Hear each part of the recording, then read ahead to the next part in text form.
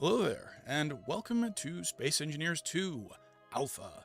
And this is early alpha, so I'm not expecting a whole heck of a lot. Basically, we already know what blocks we're going to have in the game currently. It's only creative, it's only in space, so I'm going to be somewhat limited in my capacity to actually make cool stuff. But I'm here to test the new grid system, I'm here to test new modular design practices, and, just try to have some fun, try to create some stuff. I can't guarantee it's going to be any good, but let's get into it. Okay, so we have creative and we have worlds. I'm wondering if we can already share, saves or something like that. Let's click on worlds and see what's up. Oh, there are legit just 2 worlds. Cool. I'm going to pick the pre-made one, just because I don't know if the empty world has, asteroids and stuff in it. This one, we can clearly see, has at least 1 asteroid, and we also have some other ships and stuff that we can take a look at for reference, and, potentially use for physics experiments. So we're going to pick Concordia Research Facility, and get into the game. Also, do yell at me in chat, if my audio balance is off, because I'm pretty sure these are the same settings that I used for the Final Fantasy XIV stream. Okay.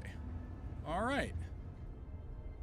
First, I'm going to take a walk around the world, because I think that's going to be useful. Let's get into first person. Glad that control is exactly the same as SE1. Oh, boy. Okay.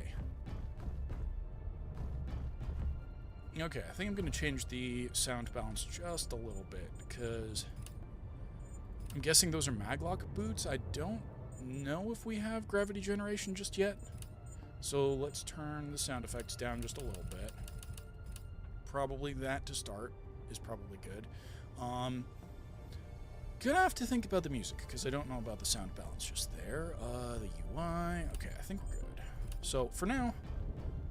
Oh yeah, that's much better, at least to my ears. So let's take a look around. Oh, okay, atmospheric lighting. This is clearly where somebody's been doing some manual drilling. We have refineries, which don't do anything just yet. I wonder if these are also going to be accessible like SE1 inventories, but for now, let's just take a look at the terminal stuff that we have access to.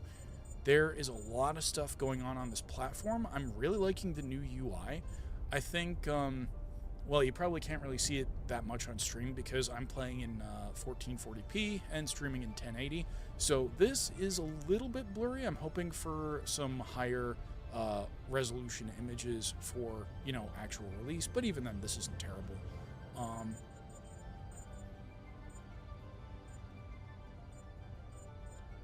And right now, there pretty much aren't that many controls that we have access to. Obviously, you can see that we've got some landing gears.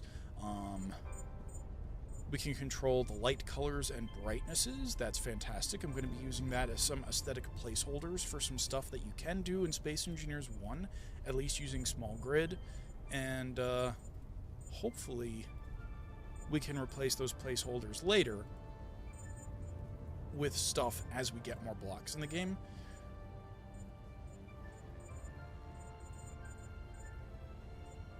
Okay, I don't think we can even store... Well, I'm not sure about that. We have to find these cargo containers and see if we can store stuff, because I know for a fact that drills are in the game, and we want to be testing that. Do we have... Oh, cargo container, right here.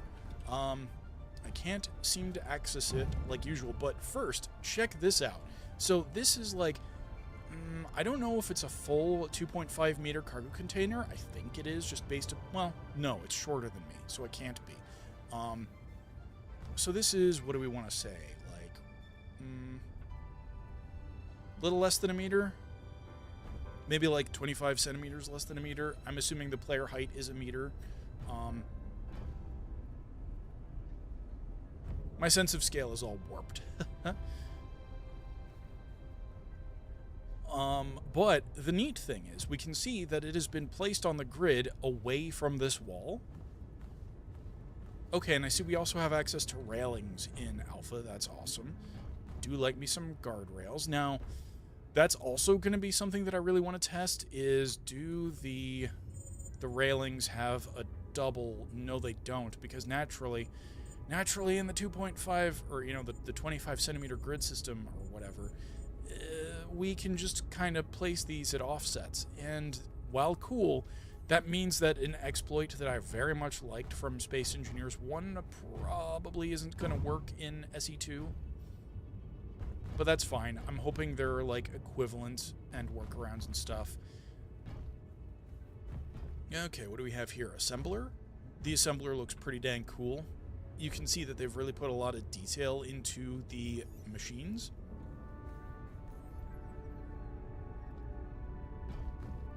Now, is there... Oh, no, they've just, like, made an imaginary hatch kind of thing here. Oh, that's so cool. Oh, that's so cool. Okay, so we can really get into a lot of detail. And, like, even just... I realize that this is, you know, basic building, and this is very much like Keen's aesthetics. Like, you can tell by the ships that it's very much like similar ship designs and stuff as the original. But there's just so much extra detail. Like, I don't even know where to begin picking this apart. So, also, the lighting, the voxels, everything just looks so much better. Hold on. Let's also take a look at this solar panel.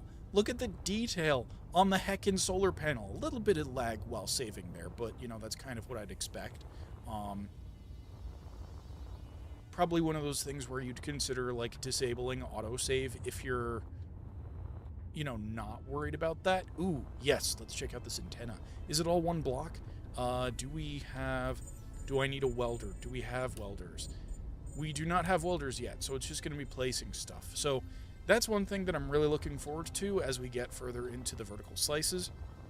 I'm hoping that we get tools so I can see what kind of antenna this is. I'm also hoping that as the modding slice gets released, we'll have access to Build Vision and some of the tools from SE1 that I really liked.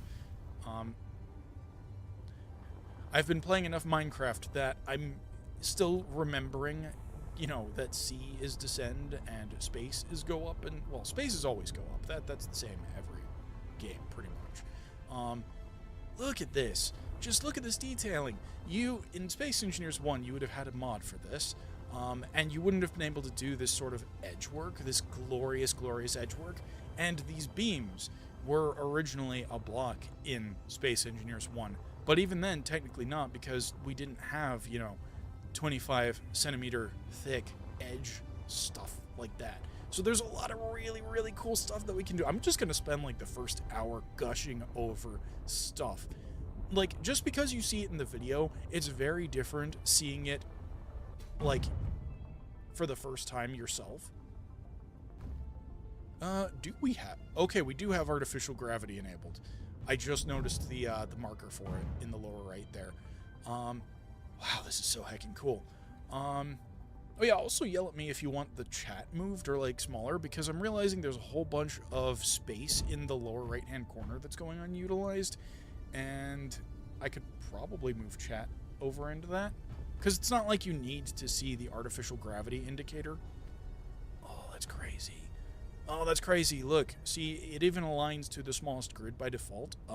Where... Oh, and it shows things too. Oh, they've changed the rotate keys. That's interesting.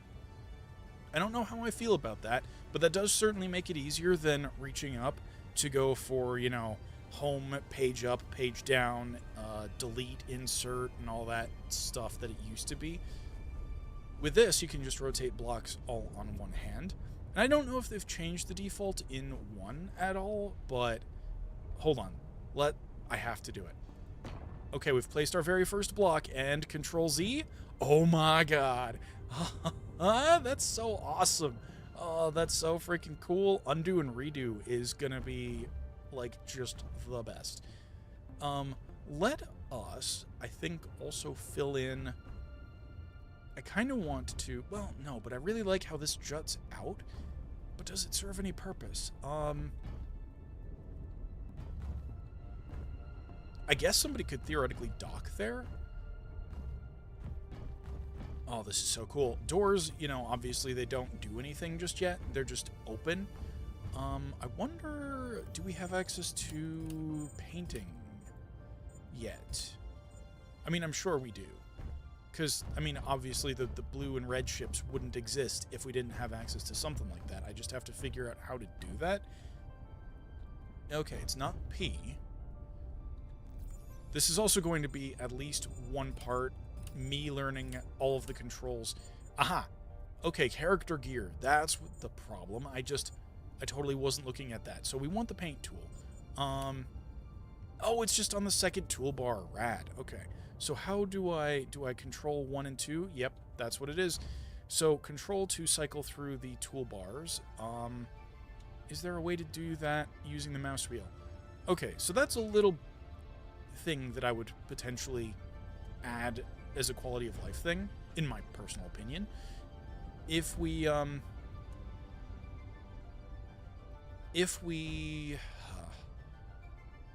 wanted to be able to switch toolbars, I think just a little bit easier, then I would say, you know, just personally, it would be nice to be able to do that using the scroll wheel. But, I mean, control and number isn't terrible. It's just that, you know, you have to take your hand off of the mouse when you get down to 9. And I frequently do get down to 9 because I end up placing, like, semi-related blocks on a given toolbar. But anyway, so we do have this paint gun now. So how do I... R is quick menu. Ooh, that's nice. We don't have access to skins just yet, so I think anything that I design in this particular stream, we are going to probably just use, like, you know, yellow to stand in, or probably use this as a matte yellow, and then this as, like, a replacement for gold. Something like that, maybe. Obviously, you know, we've got black, sort of a, what would you call that, soot black? Various shades. Oh, I really like this. Now, do they have... Actually, hold on, I'm terrified. Okay, so this is what's currently selected. Middle mouse button, replace color. Okay. Left mouse button, hold, is paint all. Okay. Right mouse button is to pick color. So, hypothetically, if I were to fly over to the red ship, and I just really quickly want to take a look at the menu to make sure that I don't accidentally overwrite colors, because I'm guessing we're going to get into, you know, specific tones like we had in Space Engineers 1 in a later vertical slice, but I don't want to override the default gray. So I kind of want to, here, just to be safe, what we're going to do is replace that with, ooh, wow, that was a really cool animation. So we're going to do that. And then I'm going to right-click the red. So now our paint gun is red. And that has not replaced the default gray. Cool. All right. Awesome. Does this correspond? It corresponds to this red, I think. Let's really quick grab this color, replace that with that. And I think that's the default gray on these catwalks on the edges here. Oh, this is so cool. This is so freaking cool. And look at the reflections. Okay, this is so much better than the reflections in 1. Because, let's see. Well, okay, the reflections are still a little low res or whatever. But I think you can almost kind of see it. There's a little bit of ghosting in the reflection, and it's still better than 1's ghosting. And moreover, the reflections are just, like, way less obtrusive. So I think this is going to look better, especially as the game goes on and they, like, iterate on this stuff. But, oh, that's so cool. It wouldn't be nearly this good in 1. Okay. Yeah, bright objects are definitely going to be, like, a thing. Let's get back inside real quick, because, and this is something that they showed on the demo. Let me change the size. Hold on. Okay, now that's interesting. I'm pretty sure I'm pressing the size button. Oh. Okay, now that's interesting. Oh, I'm just looking at different blocks. Okay, that's what's happening there. Okay, so shift doesn't do that. Control doesn't do that.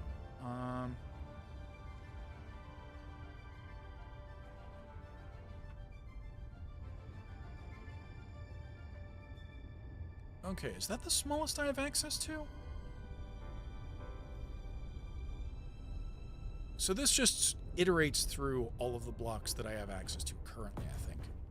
So if we do that, yeah, you can see that we're building within the what would have been a hitbox of the medical station. Let's undo that real quick because I don't really want to be building on the prefab structure here.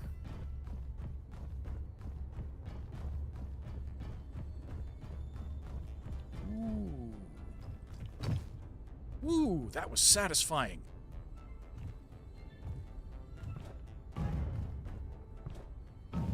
I really like the sound design in 2 so far. Okay, now we've got this small ship here. Wow!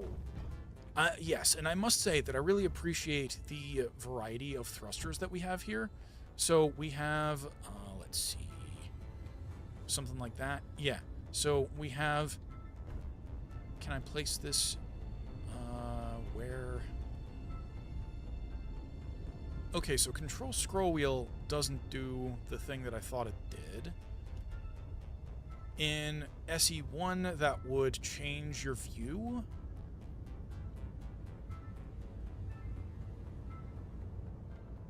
Or that is to say, it would, in 1, scrolling with control held down would change how far away from the player that a thing was placed. So maybe that's just something I haven't figured out yet, but let's just iterate through some of these thrusters that we have here. And it's a right pity that they're all starting in the upwards position, because I want to be able to see them. Thank you. I will also say that by binding the rotation controls and the like to QWE ASD, I think it feels a lot more natural than what they had in SE1, so that's fantastic. Oh goodness, big thrusters. Big thrusters. But anyway, basically I just wanted to illustrate that there's a variety of ion thrusters from the get-go. And, like, you can do cool stuff, like this sort of design, where I'm guessing this is a small antenna. And then they've basically made, like, a thruster array that just looks really freaking cool. And I think these here might be batteries. Oh no, they're thrusters pointing the other way. Oh, that's really sick. I really like that. And then, of course, because we have the smaller hitboxes and the like, we can get some fantastic detail here where we've got these armor slopes, like, right against the thrusters. And I like how these are blending just a little bit better. I'm hoping that because we have access to these smaller block variants, then we can get, I don't want to say like better sloping, because right now, you know, before they add mods and or more slope variants, we are still restricted to, you know, 45 degrees and 30-60. But because they're smaller, you can get like more granular with your quote-unquote voxelation, I suppose. That is to say, if you make like a pixel circle in Minecraft or something like that, you're restricted to, you know, a block that is 16 pixels by 16 pixels by 16 pixels. If you were to then suddenly add chisels and bits to the equation, you can get that down, or that circle, to 1 pixel by 1 pixel by 1 pixel in terms of voxels. So you can get like a very finer grained circle, and it's still pixelated, but it still looks more circular. Does that make any sense? Anyway, so what we have here, they've clearly used landing gears as almost sort of like a docking platform. And I'd almost be, well, maybe it works better in 2, but I'd be almost a little worried about having landing gear on landing gear like this. And the reason is because that could cause some physics jank. But the nice thing about this design is that it lets you lock the ship down from either the ship or the landing platform itself. And I think that could really add to some role-playing where, say you're trying to steal a ship, but then somebody goes, no, I'm going to lock down the landing gears. I mean, it's very Star Wars, put on a landing clamp type thing. So I think that's pretty dang cool. Let's just get in here real quick. Oh, I kind of don't want to move it. I'm like, okay, we weren't locked down. That's awesome. Do we have any tools? Okay, I don't think we have any tools on the toolbar. I'm glad to see that holding Alt still does what it's supposed to do.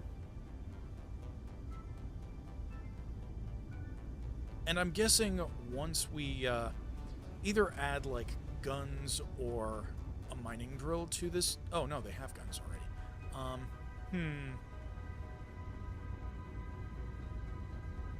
Okay, well, let's get back into the cockpit just to reset the view. And I want to... Theoretically, this should just be bound as the default tool, so if I just fire off into space... Okay, I don't think we have guns yet. Maybe. I'm not sure. Well, in that case, let me just go ahead and re-land. Oh, this is going to go so poorly because I've already rotated off of precision, so I just need to guess. And just carefully tap it in. Oh yeah, see? I've already got it wrong. About like that.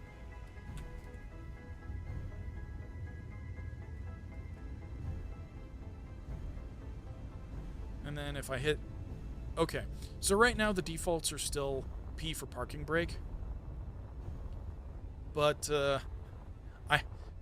anybody that's built a ship will know you almost never want to use the defaults for parking brake and or power management, because that's a really good way to end up detaching something on the grid that you don't want detached. Or, in the case of turning off the power, accidentally turning off your whole ship and not being able to turn the power back on because you haven't made an accessible part of the grid or something like that. I've been in both situations before, and neither are fun. Ooh, hold on. Is that like a light on the cargo? No, okay, that's just part of the cargo container. That's still cool, though. Let us appreciate this level of detail, too. Like, we have just this beam going in front of the landing gear, and in SE1, this would have been inside the hitbox, so you wouldn't have been able to do that, even with small grid shenanigans. I also really like how this beam goes into this thruster module that they have here. And I'm hoping... I'm definitely going to embarrass myself, but I'm hoping to make some decent stuff that's at least half as good as this, maybe. Anyway, I've geeked out over that ship long enough. Let's take a look at the mining ship. Oh, and we also have a blue ship over there. So what I might do is make my own sort of like transport vessel, maybe even like a bike or something like that. Well, we can't exactly make bikes because the only things that we have access to right now are the cockpit and the control panel seating. There it is. Yeah, on bar 3. And so I'm guessing... Oh, goodness. Yep, no, that's... It's one size fits all. So that's kind of the closest thing that we can get to an open seat right now. I'll have to think about it. It might still be cool to have something like almost like a flying crane built with this open concept in mind. Or maybe even like, I'll have to think about it. I'll have to think about it and maybe design a ship around this. But for now, let's take a look at this mining vessel. So I really like the design of the new drills. They've definitely added some detail there on everything, really. I love that this grid system is almost completely seamless. Like, I can't tell where the drill ends and the thrusters begin unless I'm really looking for it. And, you know, obviously that's this small triangular block here that then connects to the thrusters, which then connects, you know, into the main body. And they've built, like, sort of a cage around the cockpit just for, you know, extra protection, I'm guessing. And I really like that. Oh, and I really like the use of this, the catwalk as sort of a grill for the thruster module and some extra plating. Because I think, yeah, there's almost like some extra redundancy for the armor there. And I'm wondering, like, if the distance between this getting impacted and the block behind it getting impacted might genuinely diminish damage. Like, air gaps are definitely a thing in Space Engineers 1, so I gotta imagine that in 2 it's gonna be the same. Easy access to the cargo on the back. I'm almost guessing that in future iterations of this map, this might even be where the cargo... yeah, the connector port might go. The new gyroscope designs down below. I'm gonna have to remember to put those on my ship because that's one of the things that I almost always forget when I'm building out something. This is just really freaking cool. And of course, landing gears on the sides. And I like, again, because of the reduced hitboxes and stuff, it genuinely kind of looks like the landing gear is coming out of the ship at an angle. And it gives the illusion that it could retract and sort of, you know, this pivots up and then sort of retracts and folds into the body of the ship. I mean, I know it doesn't do that, but it looks like it could. And sometimes in Space Engineers, you go by rule of cool instead of what is actually possible. And that's very much rule of cool. Is there anything that I missed on the base before we get over to the red ship? I don't think so. So let's get over to the red ship. One thing that immediately leapt out at me before even the door is that we've got this sort of cargo loading area, so I'm going to just head on over to it first. Oh, wow. This is a lot bigger than I thought it was. Ooh, yes. And so that's something that I'm hoping that the small grid system really helps out with, because like in Minecraft, I like a lot of dimensionality in my builds, and so what that ends up meaning is that typically the walls of my buildings are like 3 blocks thick, and the problem is once you start getting to the 3 thick walls, then the exterior has to be like a lot bigger than the interior, if that makes any sense. In order to get any level of detail on the inside, the building has to be much larger than you think it should be, and then you start getting into scale issues, and it's just not that great. Unless you're building an intentionally large build. But the point is, this ship, obviously it looks kind of big from the outside, at least compared to a human. This is, I don't know, maybe a frigate, probably? I'm just thinking about ship classification and tonnage and the like. And so, this isn't even what I'd classify as being a massive warship, that sort of thing. But if we come inside, it's just so big, it's so spacious, and especially with the smaller grid system, I think that you'll be able to fit a whole lot of stuff in here. Like, I'm thinking you could probably fit like 5 ships in here, depending upon how large they are. Or a lot of cargo, or whatever you want to use this for. I really like this maintenance walkway on the outside. And I guess that's also what the cargo containers are used for, or, you know, would be used for if we had access to inventory. you'd probably want to have your maintenance workers put tools and the like out here that they're going to be using on the job. Maybe also pump some materials to the outside. What is this? I think this might be a refiner or an assembler. Just like the backside of it. And I would be absolutely right. I'm very intrigued by the use of functional blocks as exterior blocks as well. So maybe that's something that we can do with the new systems in 2. I mean, you could already do that in 1, but I just think the extra detail is really cool. Like, assemblers didn't... I don't know how to quite specify what I'm getting at, but just, you can use an assembler as the exterior wall here. It just looks so much better, I think.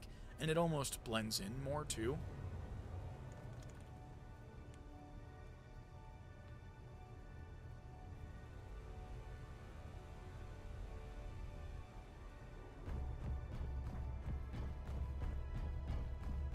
Once again, loving this detailing, and I love that it's definitely offset from the wall. Like, I can walk on this. And you could do something like this in 1 as well, because you just have, you know, a flat platform up against, well, the wall. The thing is, in this, obviously, the hitbox doesn't extend out into this block. So if I really wanted to, I could... I think 7 is the best thing to take a look at. So let me just turn it like that. Yeah, so I can put something like that in the ship now, and it's all technically within the same large block here. And you can even see that I've managed to offset that grid as well. So let's just Control Z that. Just because, like I said, I really don't want to be building on the ships and stuff that are currently here. If anything, for, you know, weapons tests and the like, I would probably copy-paste ships and then, you know, see how that looks. Oh, wow. Look at that. Hold on. So, what is this? We've got... Oh, man. Okay, yes, and you definitely couldn't do this in 1 either. I'm thinking... Oh, yes. Okay, so with this as a refactor, I'm imagining that it's going to be a lot easier to build glass, like, walkways, canopies, bridges, and the like. And because of the changes in the hitboxes, I think airtightness is going to be a lot easier. I mean, obviously we don't have airtightness just yet in this vertical slice, but that's okay by me. We can do just a lot of cool stuff like this. And it'll be really neat once I get up to that part of the ship. Let's come out the front, because I noticed some cool details here too. I think these circular things could potentially either be stand-ins for antennae, or guns, or just maybe a nautical indication system, you know, like this is how far out the ship extends kind of thing. Except that's not entirely correct, because obviously these bits and the bridge protrude out a little bit more. Aha. We have quick, easy entrance to the bridge here. I wouldn't, well, it depends on the purpose of this vessel. Like, if it's purely cargo, sure, I definitely understand why you might want to be able to embark or disembark here. Actually, I want to take a look at that. Because we didn't find the gravity generator on the station. Okay, that's kind of interesting. So we've got field, spherical, cylindrical. Okay, cylindrical is going to be really cool. Because what that means is we can build, like, a cylinder as a space station and simulate rotational gravity. If I'm interpreting this correctly, that's really cool. I mean, I know that...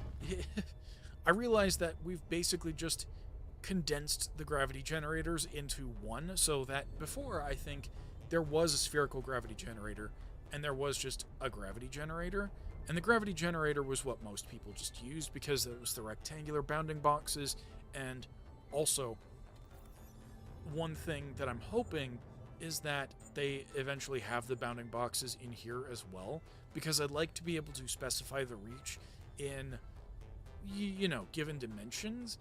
Either that, or that means we're going to have to use a lot of gravity generators and really tailor their fields to fit within the ship. And the thing that I don't like about that is that you're inevitably either going to have overlap or gaps in your ship. And if you do that, then you have to start messing with the gravity strength so that, you don't experience sudden acceleration when you cross into a given zone. Also, I think I would just want the 3 dimensions for the field specifically, but on sphere, obviously all you need is radius, that makes sense. And cylinder, I would want 3 things. I would want the orientation of the cylinder, the length of the cylinder, and then the radius of the cylinder. So 2 of these fields need more dimensions, and I'm hoping that gets added in future slices, theoretically, maybe. Ooh, button panels. I've got to bet that they don't actually do anything. Yeah, they don't actually do anything except open this stuff right now. That's fine by me. 1 second.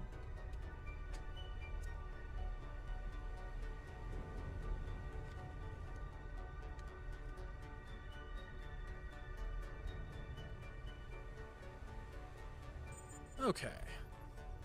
So that just opens the terminal right now, but I really love the aesthetics of the new button panels. And, oh, this one's on its side, I think. Is that right?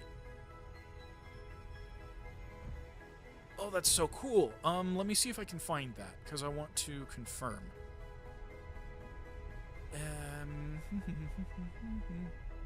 There we are. 5. Yeah. So this is the default orientation, and that's totally just on the wall. Oh, that's so cool. Yeah, before it was really obvious when a button panel was placed in an orientation that it isn't usually, but again, because of the 25 centimeter grid system and just some extra detailing underneath it, we can make button panels that don't look like button panels, or that you can't tell are flipped in a direction that they aren't usually. And if you wanted to add some extra detailing, I guess you could take one of the smaller blocks, and hopefully they have the mesh stuff, because I would consider putting some of the mesh on top of this, assuming that it's, again, small enough. Which it isn't. So that's a bit of a pity, but I think that's what mods are going to help with in the future, down the road. What if I turn this a little bit?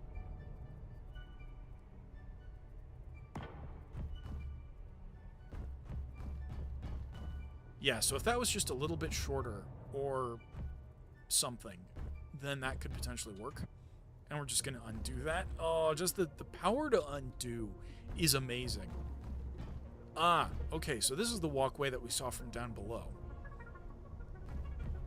Oh, and of course, they've got the recessed lighting going on. This is also a very good technique for when they add oxygen. That's going to be a really cool way to hide your oxygen locations, which I like doing in my ships.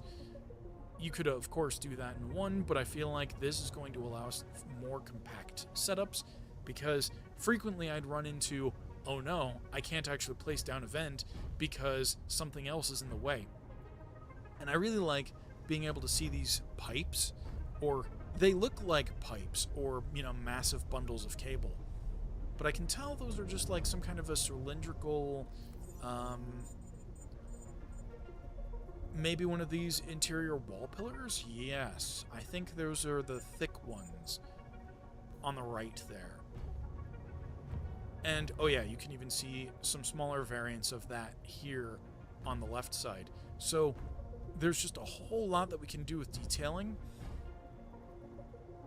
And it'd be really cool to conceal your conveyors by sort of surrounding them with these bundles, potentially. you know, as applicable, you don't want to go overboard. Sometimes less is more.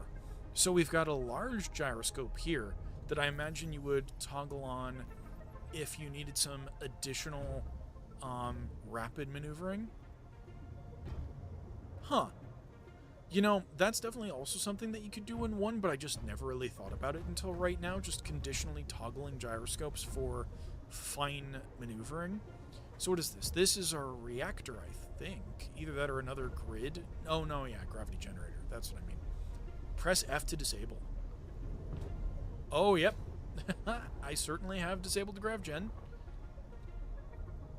I really like the fact that now there is just a button to toggle that.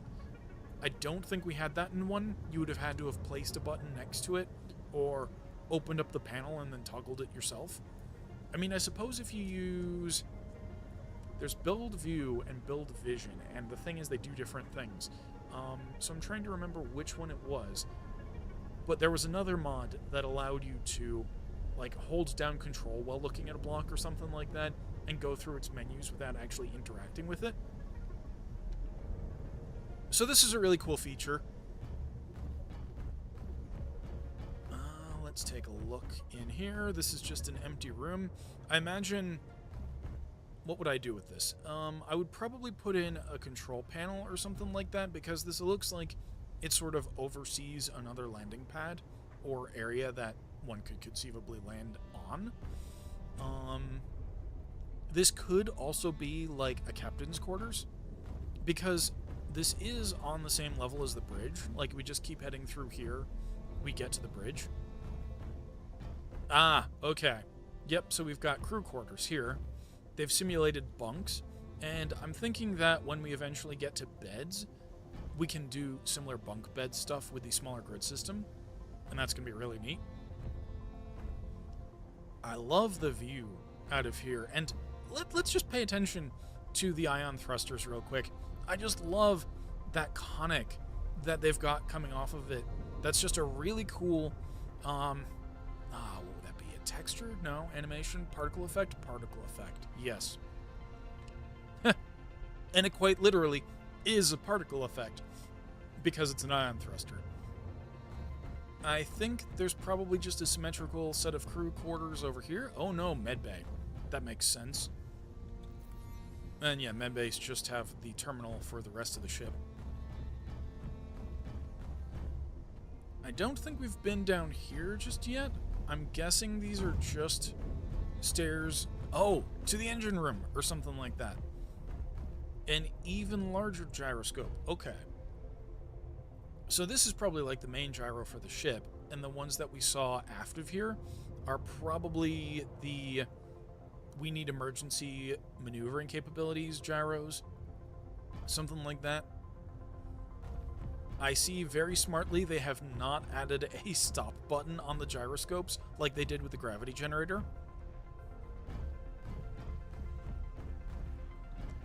Because could you imagine real quick, somebody infiltrates your ship and you're performing a maneuver in battle and they press the stop gyroscope button and all of a sudden you can't turn? That would be so troll. Ooh, the refinery is looking real good now. I wonder if they're still going to have modules like they did in 1, or how they're going to handle upgrading. If it's just going to be one of those things that, of course, having more than one refinery is going to be, you know, your way to parallelize better, or, you know, speed up reactions. And speaking of reactions, I've just noticed that we have the reactor behind us, and this does also seem to have... Oh no, okay, both of these just open the terminal. But could you imagine if this was also the shutoff button?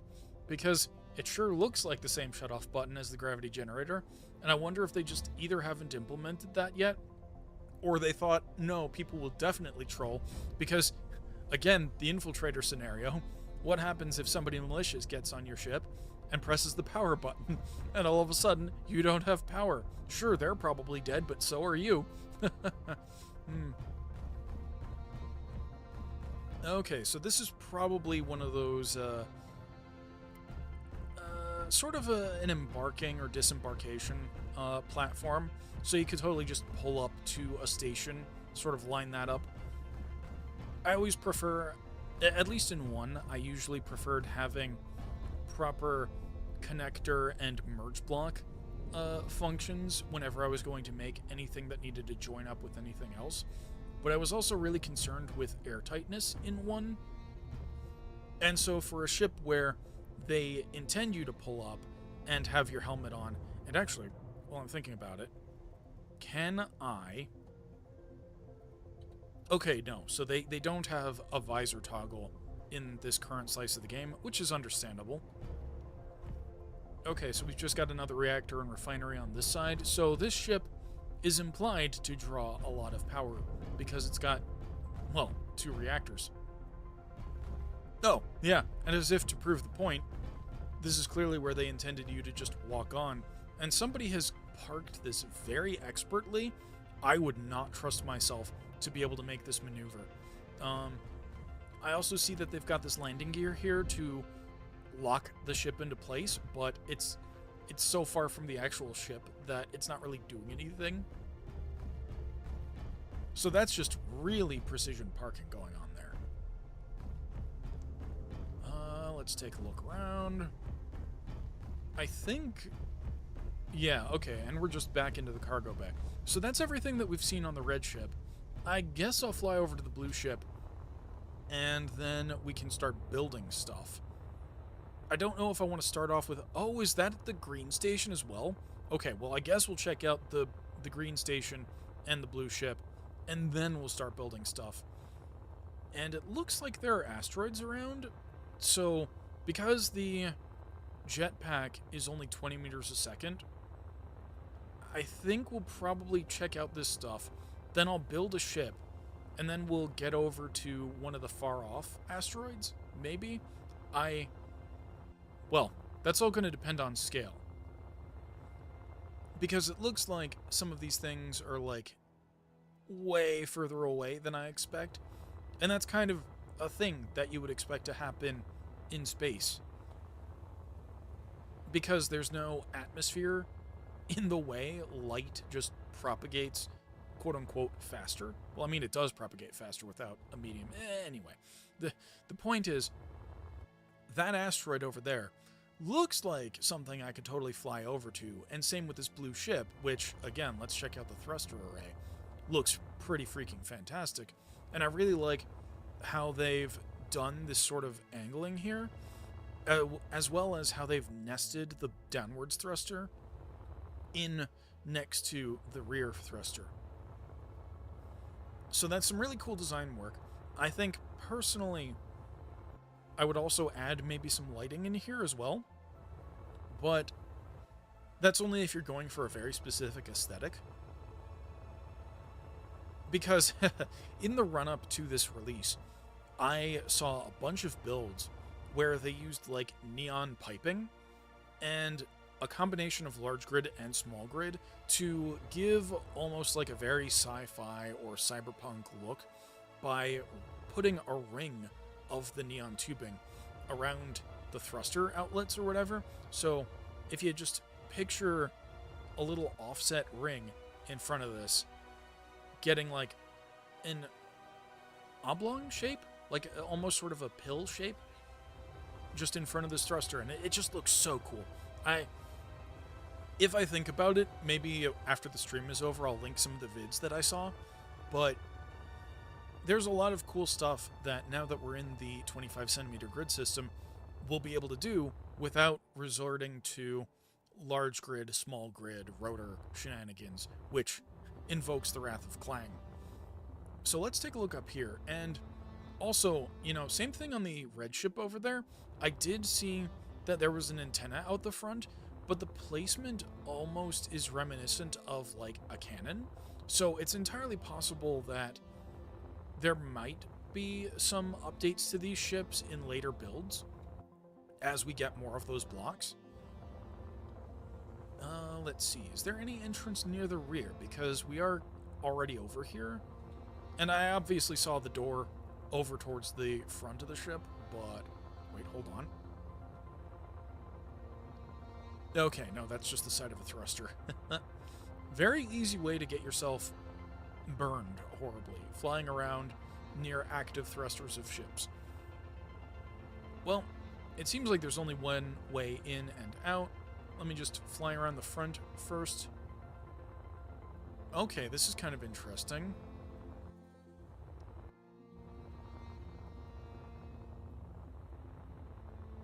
So I'm guessing... Oh, yeah, no, that might actually sort of corroborate the theory that these are supposed to be stand-ins for weapons, potentially, then? Yeah, so if we think about it, this looks like the barrel of a cannon, and this is the classic, you know, the lasers glow red type deal. And then that also explains why these panels are here. So if you have, like, a gunner stationed right here, you might use those buttons to activate this laser on this side, potentially. Okay, now let's come inside the ship. We have, again, gyroscope. Let's see. Oh, they've put the bridge... Oh, yep, they've done the dual layer thing again. That's really cool. So, that's also really good from a secure factor. So, like, once we get interior turrets and that kind of stuff, you'd be able to, I don't know, put a turret, like, here or something like that, or here. And then, if an intruder flies in here and tries to grind their way up into this platform, theoretically, they're going to get dealt with by the turrets first. Well, it seems like there's only one way to get into the ship. So we come in here, and again, look at the glasswork. In one, this definitely would have been a lot harder to make airtight. And, well, okay, I can even see some of the stuff that you would have had to do in one. So, like, you can see that this one is, like, a block up, or, you know, 25 centimeters, I guess, up from the diagonal one. And you can see that this corner comes in and meshes nicely with both of the glasses. So it'll be really interesting to see how they handle airtightness with the new system. I'm hoping it's going to be easier. It looks like it's going to be easier, but I can't say for sure. And may I also say that with the exception of the saves, you know, sort of causing hiccups, which I would expect, aside from that, I've not really had any performance issues whatsoever. And so that kind of speaks to, I feel like this is a really good piece of software, even if it is alpha. And that's not terribly surprising because Space Engineers 1 was pretty dang fantastic, even in early access. Ah, so we've got the equivalent crew quarters here. And then also, so the interesting thing about this is, it really speaks to the design aesthetics of the two different factions, at least in my opinion. So, Blue Team, they don't have, like, any kind of viewport to the outside in the crew quarters. I believe Red Team did, but of course Blue Team can come out into this communal area that I imagine might have, like, vending machines or like a table or something like that. Just sort of a recreation area in, well, I'm in my imagination. And the other thing is also that Red Team had their bunks sort of oriented with the head against the back wall, as opposed to against these side walls here. I think the Blue Team's ship, although slightly more austere, I think, is also slightly more secure, because you would want a more solid, like, wall between you and the outside.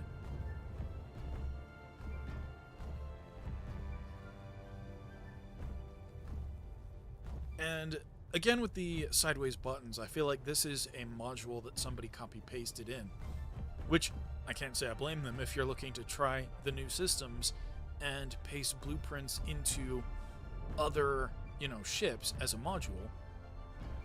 That is going to happen.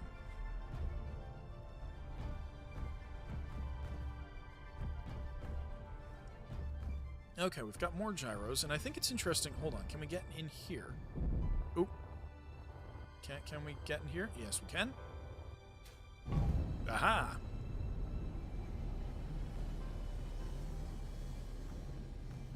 Okay, I'm not gonna lie, I'm a sucker for crawl spaces, so kudos to whoever built this ship. Let's see. Am I still crouched?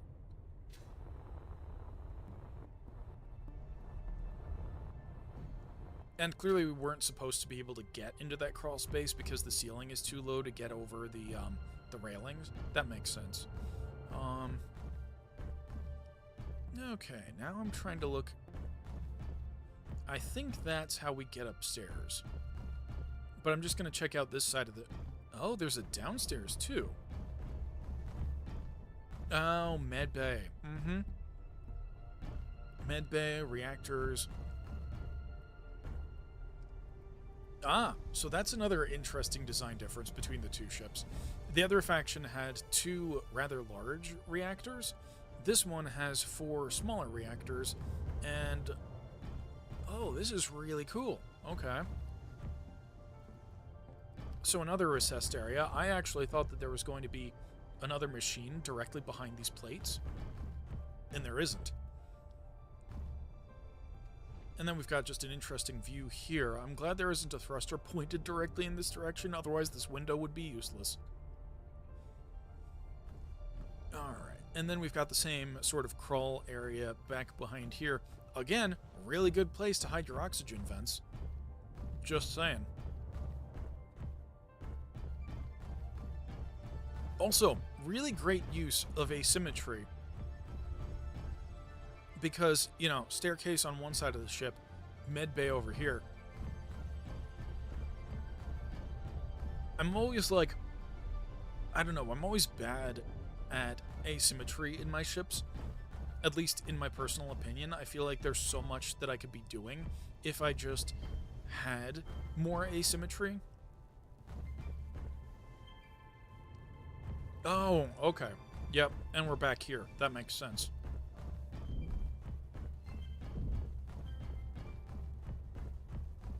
Ah, okay. Yep. That makes sense.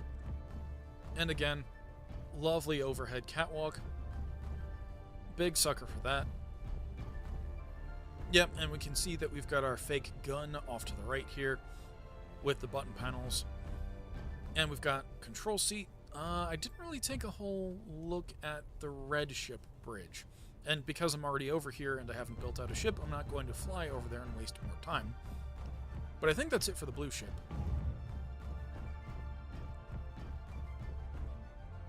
Oh, and I totally missed that they put their assembler in the cargo bay.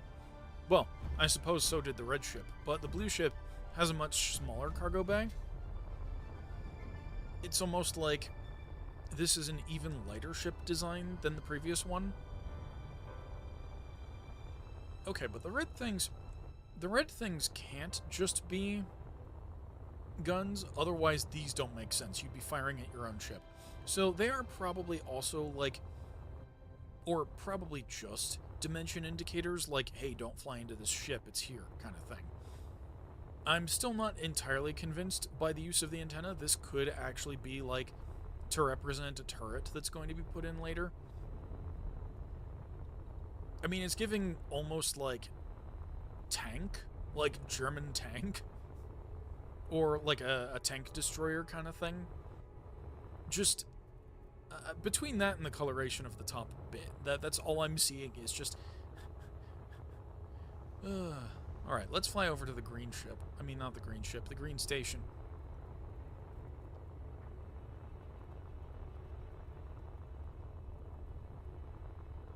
Oh! Okay, that's interesting. So... Oh, so you can only get up to 20 meters per second with the dampeners on. And I could have totally made this faster by just going dampener off and just accelerating more. But I'm not going to do that because, well, we're here.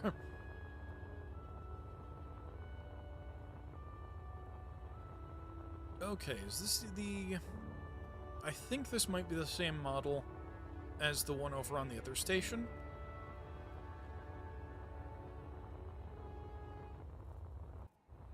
Ooh, change of music there.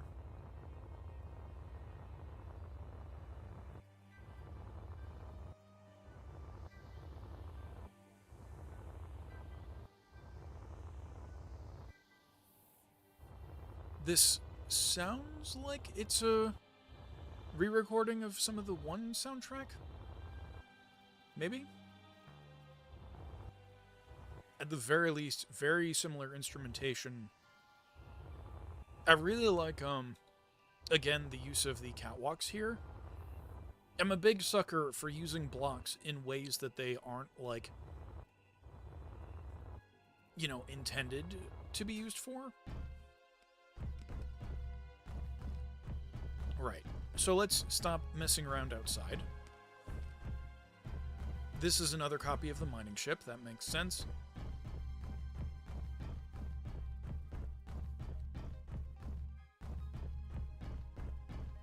So Green Station has a couple of landing platforms. That's nice. Big old cargo area for, I'm guessing, offloading. Naturally, again, we do not have access to connectors or... what was the thing? It's not a hopper. Funnel, maybe?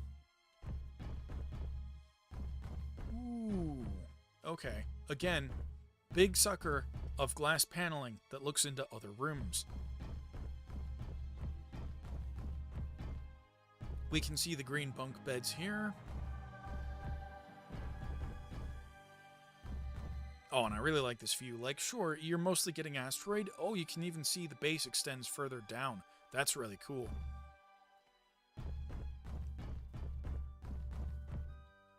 Oh, and again, big sucker for exposed maintenance areas like this. That's really dang cool. I personally would probably put in like a diagonal railing here. Maybe. You know, it all depends. Some places probably actually do have exposed areas like this, and, you know, it's just, don't go past this. Genius.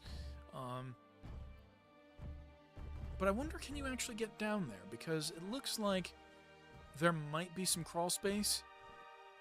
I mean, I'm sure I could totally grind through those supports, but I don't want to. Wow. There's so much to explore. I wonder which direction... Okay, more bunks. That makes sense. I feel like stations, theoretically, would end up having more bunks than the ships themselves. Let's see. I came in through there. Okay, so we've got both an up and a down.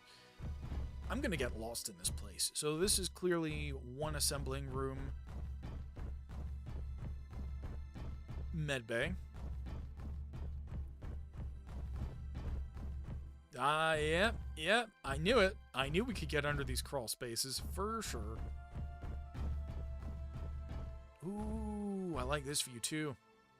Can we see more of the base? Well, I mean, obviously we can see this part of the base, but we can't see the bit that extends downward. So, let's just keep moving along.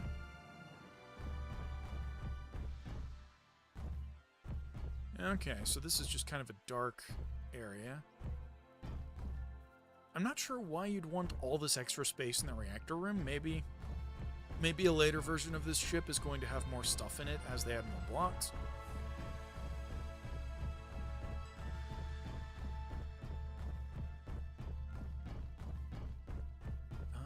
Okay, let's see.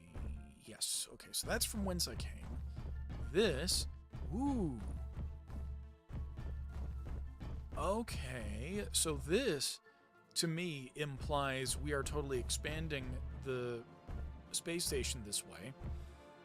And if I were to build anything, like, on the pre-existing stuff, this is where I'd start continuing to build, because I'd want to, you know, make my own extension, and possibly even see if we could bridge up to that asteroid up there, because I think that might be a neat test of how voxel interactions work.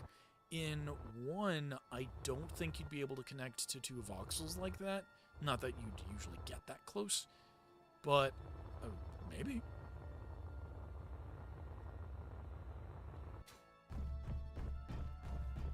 That is certainly something that I will test, probably not on stream, but...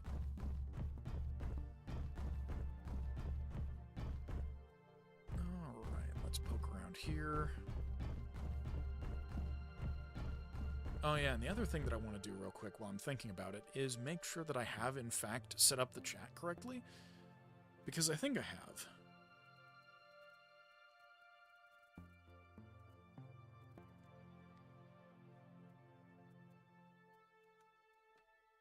Yep. Okay, so it looks like we're basically in real time and just haven't gotten any messages yet. Yes, that's perfectly fine. Okay, so clearly we have a control center here with a lot of buttons.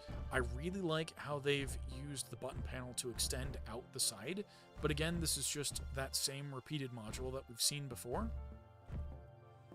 I do like, however, how they've added supports underneath this glass. You definitely wouldn't have been able to do that in one.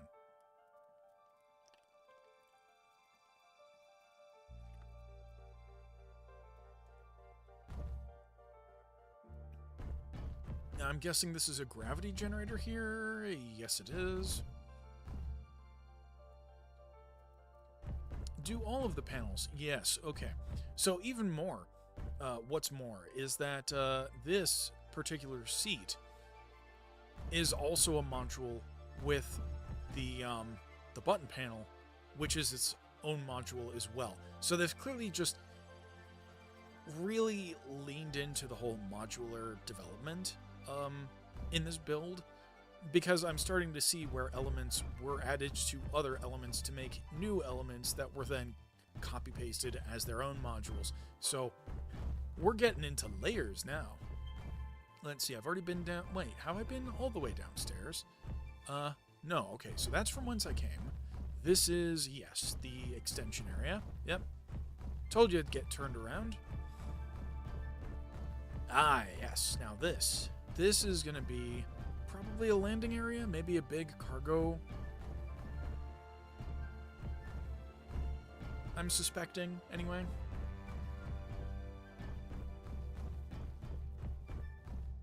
So if I come all the way up, this is probably where the blue ship is supposed to dock, or something like that.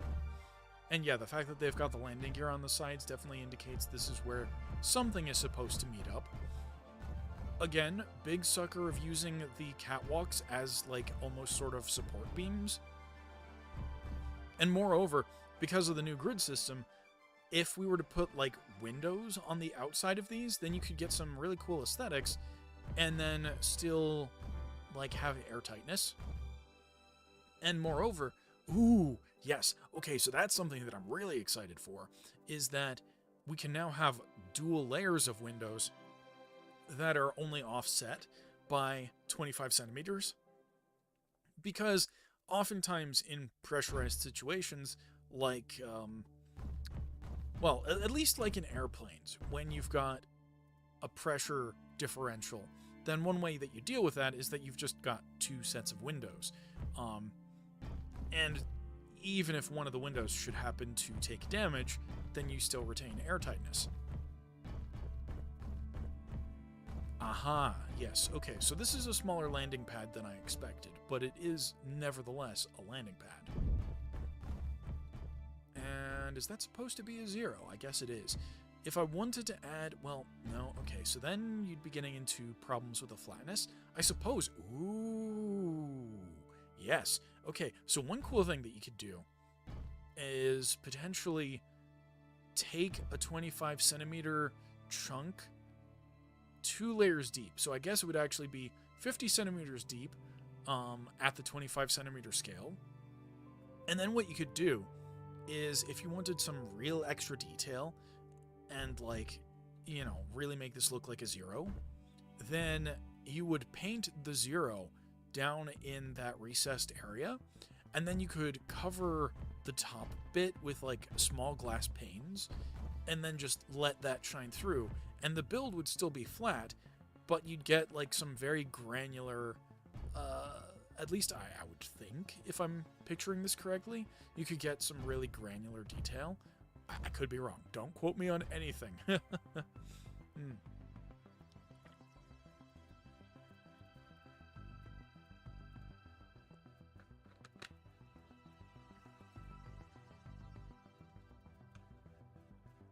I'm trying and failing to remember to keep hydrated, and so my voice is definitely getting just a little bit rough as time goes on. And we have been going for an hour at this point in time. I am probably going to go until 5 or 6, whenever it's about dinner time, I think, probably.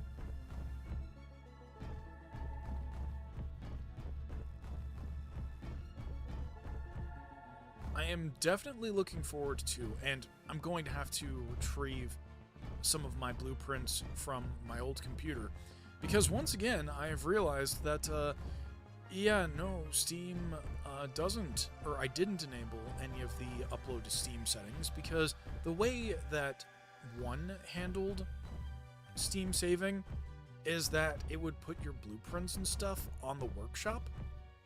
And so, you know, obviously you'd have access to your own blueprints, but the thing is, I didn't necessarily want to put my blueprints on the workshop unless I felt like they were good, you know? I really like the design of these solar panels here. Definitely some stuff that you could do with the new grid system, I think, just to add a little bit more detail, especially when we get our hands on rotors and programmable blocks and the like. Or, you know, even custom turrets. Then you could make some really cool looking solar panel things, I think. I'm gonna go down here, just because we came from inside. Okay, so this is like totally a maintenance area. I'm gonna jump down there, I guess? Oh, that's so satisfying. Oh, and I really like this. Yes, I hadn't even thought about trying to make pallets of, you know, implied construction materials, but this is a really good idea. Just a way to add life to your bases that, you know, even if you don't have other people on, it's the implication that there are other people working on it. And see, this is what I mean about recessing your builds just a little bit so that you've got that extra detail. So that's definitely something that I'm going to want to try out when I get to building my own structure. But again, I think, wait, do we have access to GPS? What is that, B? Oh, hold on. Settings, let's check out the controls. Okay, they don't have a control setting just yet. So this is very much self-taught. But once we have GPS coordinates, I'd love to be able to put down, like, hey, here's the green base, and here's the other base, and just fly off towards another asteroid. But because we don't have GPS, I might just keep it local. I might, like, pick this asteroid to work on. Just doing a real quick estimate on how far we are away from some of those other asteroids. It's tough to say. The parallax is not really giving me any information.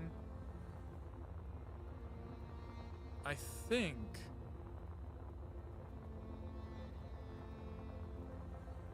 we might actually be somewhat close to these two asteroids, at least in the we can fly to them sense. But at that point, I wonder if the ships would get out of render distance. So that's another, I'll have to think about it.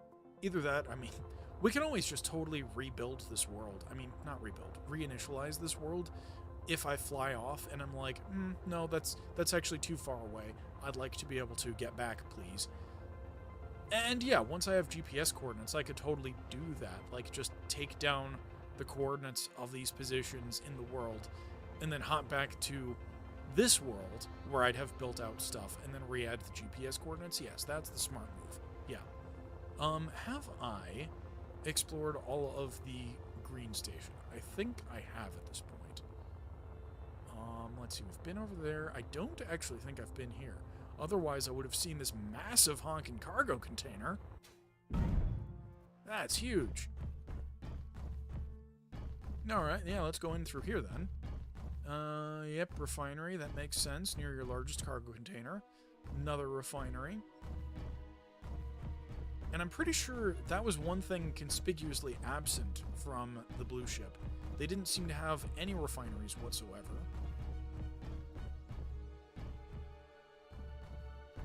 Okay, and the refineries are fairly large. Good to know. I mean, they were pretty big in one as well, but I feel like this helps give a sense of scale a lot better.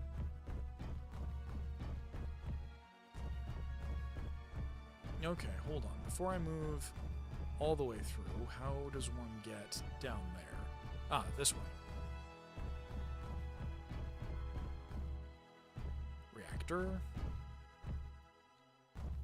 Okay, so that's kind of interesting. We have a big reactor here. I'm guessing that's the primary base power. And then the littler reactors that we saw in the other section are probably for emergency purposes. Oh, yeah, and the solar panels. Okay, so I have, like, totally been in here.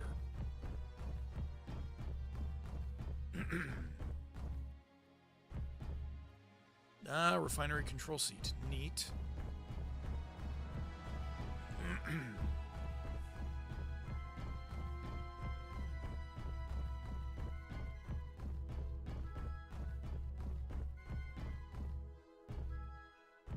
Okay, so that's totally it for the green station. Which means I'm going to come back out this way and then exit.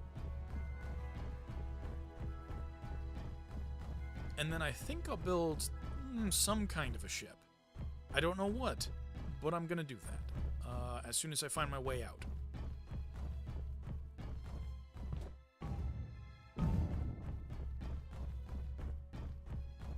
There we go. All right. So it might be a good idea to start on this landing pad for reference.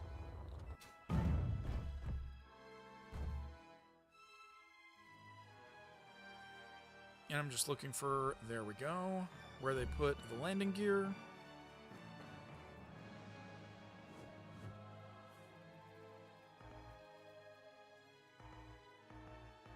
Okay, so it thinks I'm trying to put it on the grid, and there's naturally only one connection point there. How am I gonna put this down? Oh, J new grid. Aha! Yes. Okay, there we go. So, landing gear. I need to think about this because I don't usually leave my landing gear exposed. And that's the other thing. I need to think about making this into a module that I might potentially reuse down the road. So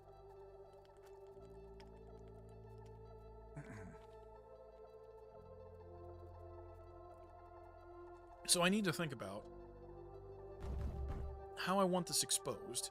And I think I kind of want to do something like they did on, I forget which ship it was, but I think I kind of want, let's see, where is the, do we have access to sloping? What is this? Detailing cube. Aha, detailing cube. This is probably exactly what I'm looking for. But, oh yeah, we also have access to ramps and stuff. And stairs. I need to remember that.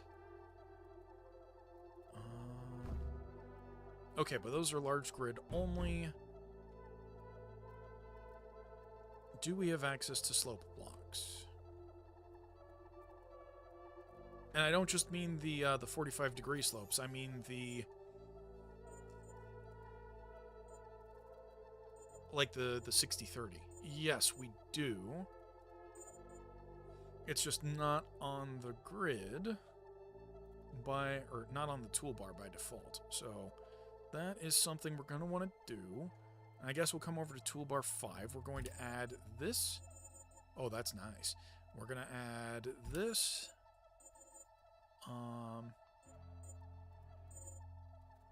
And actually, no, hold on. This is a landing gear. So this is the most likely part to take abuse. So I think what we want to do is use heavy slope. And I'm going to put that, I guess we'll put that over on this side, just to differentiate the two. Oh, half wide corner tip. Okay, so this is even potentially more detail than we had in early access in Space Engineers 1. Let's see. This looks like all of the broken down bits if I wanted to put a specific thing on my toolbar. I don't know why you'd want to do that when you can iterate through all of the, the rest of the stuff. But let's try making a couple of good landing gear modules here. Is this just large grid right now, or can that be smaller? It can be smaller. Cool. I'm going to need to think about how we want to do this. Oh, yes, and I should also make sure that I'm on the... Oh, I am on the large. I mean, the heavy armor. That's cool. All right. So let's see. We want something like that, and then I think We want like that. So I could very well just do that and call it a day. But I think... Where do I want to do that? Maybe here? Oh, I can't put that there because I need something here. That makes sense. What kind of flat detailing? Like, are there armor plates yet? No. Okay. We already know that the catwalks are large grid only, or, 2.5 meter based. So I'm probably not going to be using that for any detail on this ship. We're building a very small ship. Again, I wish I could have done something almost like a bike, but I can't, so we're not doing that.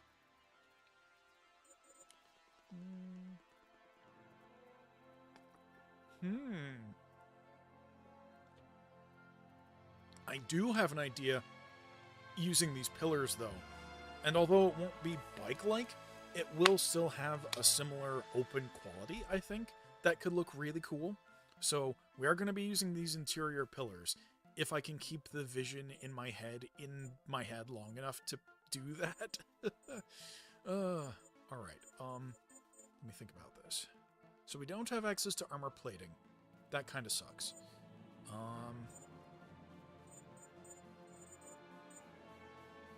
I can deal, though. That's fine. So I think if I want to be able to put this here, I'm going to need to put... What am I thinking? 7, maybe?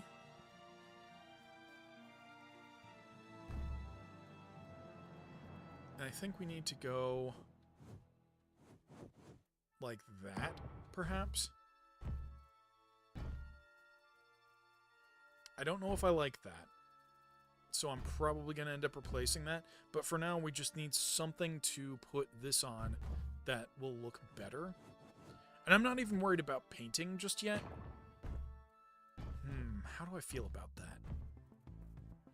That's honestly not terrible. I think that almost could work. I'm just going to have to think about that a little bit. Oh yeah, and actually... even more silly, I should have totally enabled symmetry, so how do we do that? T. Ooh. Okay, so I think we've added a symmetry plane there. Yes, we totally have. The plane is in the place that I want it to be. So let me just go ahead and delete and replace these things. And actually, let's also try what this looks like. That's definitely not going to be right. So I want to cycle through to this, perhaps, and then see what that looks like here. The one thing that I don't like about the symmetry plane is that I can't really see what I'm doing.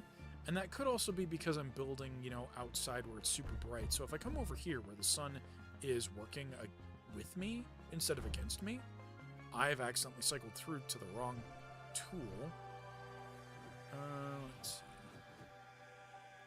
see. Okay, I think... Oh. That's not quite what I was looking for, but I do actually kind of like that for another design, maybe. So I'm actually going to copy that, and let's just paste.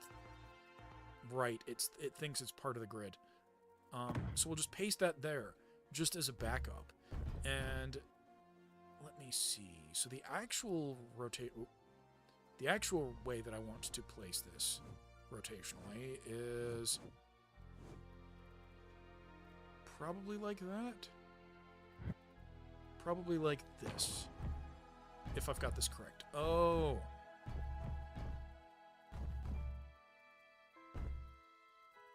Oh, and the symmetry plane is gone because I've, I guess, moved and pasted that grid. Okay, so that's something I'm going to have to keep in mind.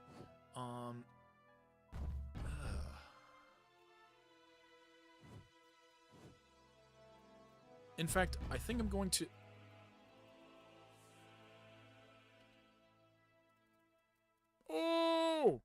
Nope. Nope, nope, nope, nope, nope, nope, nope, nope, nope. That's not what I wanted. That's not what I wanted. Control Z. There's no action in... So, of course, I'd immediately... Can I load? Okay, yes. Whoop. Chat. Make sure you're targeting the correct thing when you control X, because if you accidentally grab the base you're on, you're kind of SOL.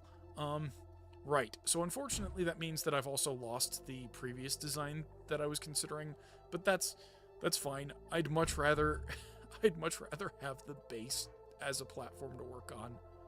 Ugh. Okay, have I added the thing? Yes, I have. Once again, let's get back over here. Switch to this, and then I think... was that it? I think that might be it. Yes, okay, so symmetry isn't busted. That's totally fine.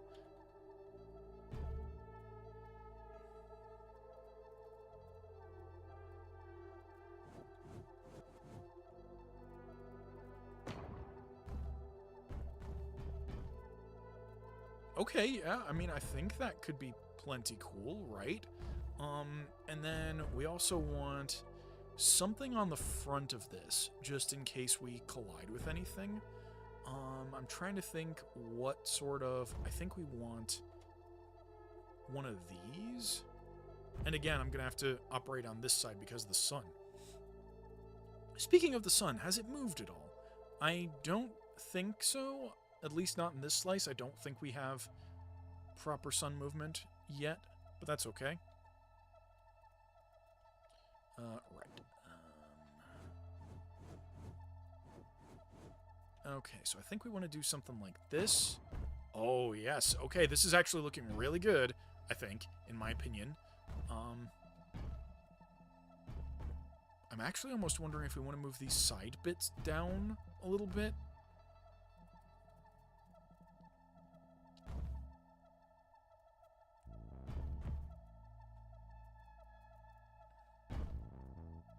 But that's really going to depend on if I can place...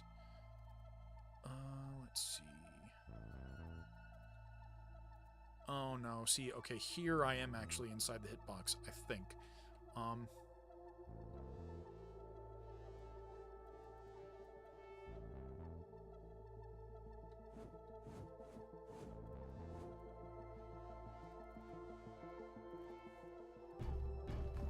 Yeah, okay, so I do think I'm inside the hitbox there, and that kind of sucks.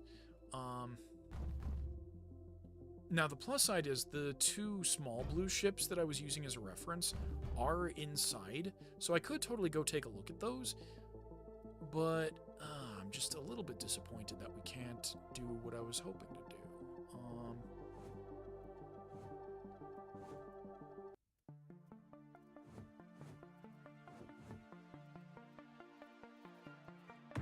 Hold on, let me see what that does. Oh, you know, actually... that's not bad. It's not what I wanted to do with my landing gear, but I actually kind of like that. Yeah, I actually think I kind of like this. And I wouldn't be able to move it one block down, because then this section would be inside the hitbox, but I think just adding that extra little armoring, I think it makes it look better, perhaps. So I just need to think about how I want to end this module, and then we can start working on the rest of the ship that I'm going to use to check out other asteroids and stuff and start building a base, maybe. I do only have about an hour or two left in this stream before I'm going to stop. And also, again, I need to remember to keep hydrated because I can feel my voice getting rough.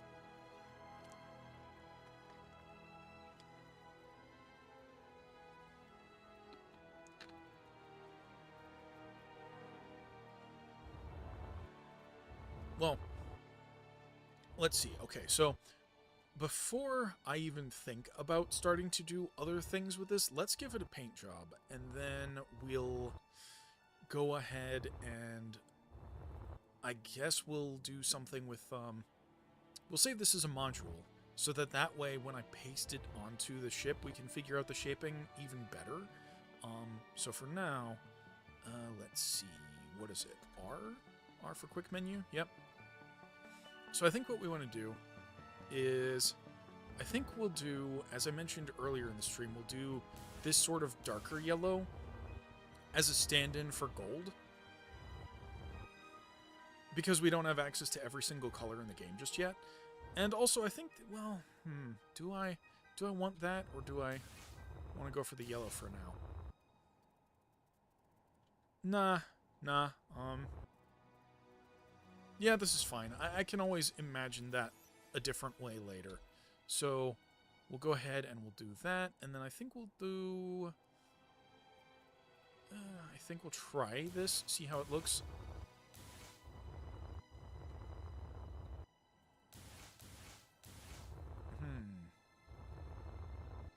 Okay, now the question is, do I want that? Actually, yeah, no, that's looking better than I thought it did. So I think this is fine. Maybe. I'm just, you know, simulating what I think this ship is going to look like in my head. But let's go ahead and blueprint this. Confirm selection. And we'll call this, test landing gear 01. Something like that. And now, what is it? Control B? No, not Control B. Shift B? Alt B? What is the... Or do we go into here and blueprints? That's how we do that. Cool. So now we can do this, and we can place blueprints. Now, what are the other things? Oh, we've got voxel hand. Yes, that's cool. Debug gun tool. Ah, that's what they totally used to slice things apart in the demo, and I've just made somebody's day terrible.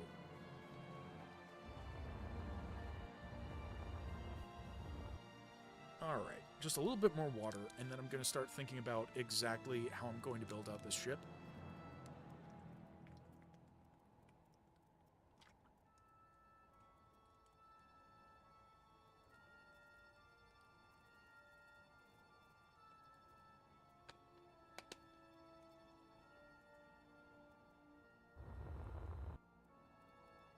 Okay, so I'm thinking that I'll probably end up wanting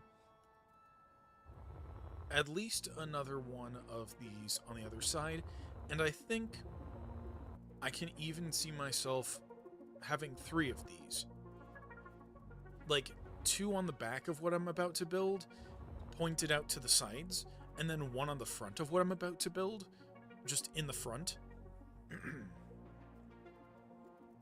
And I think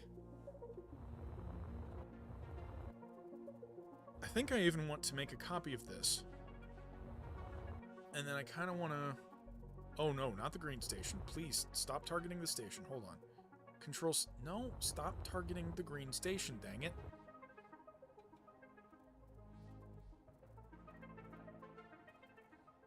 Okay, so there's clearly some stuff that needs to be worked on for the Control-C, Control-V targeting, but that's fine. Yes, we can still change the orientation of these things in real time.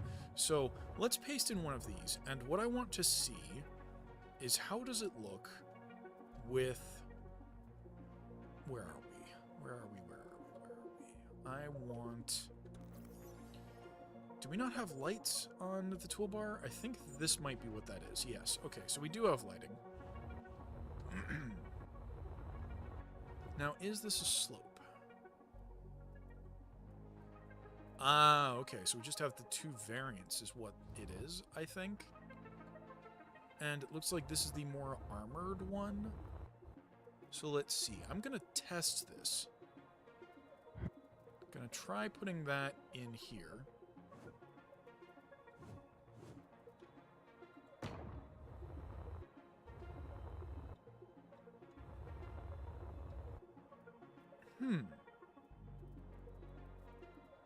You know, that might just work.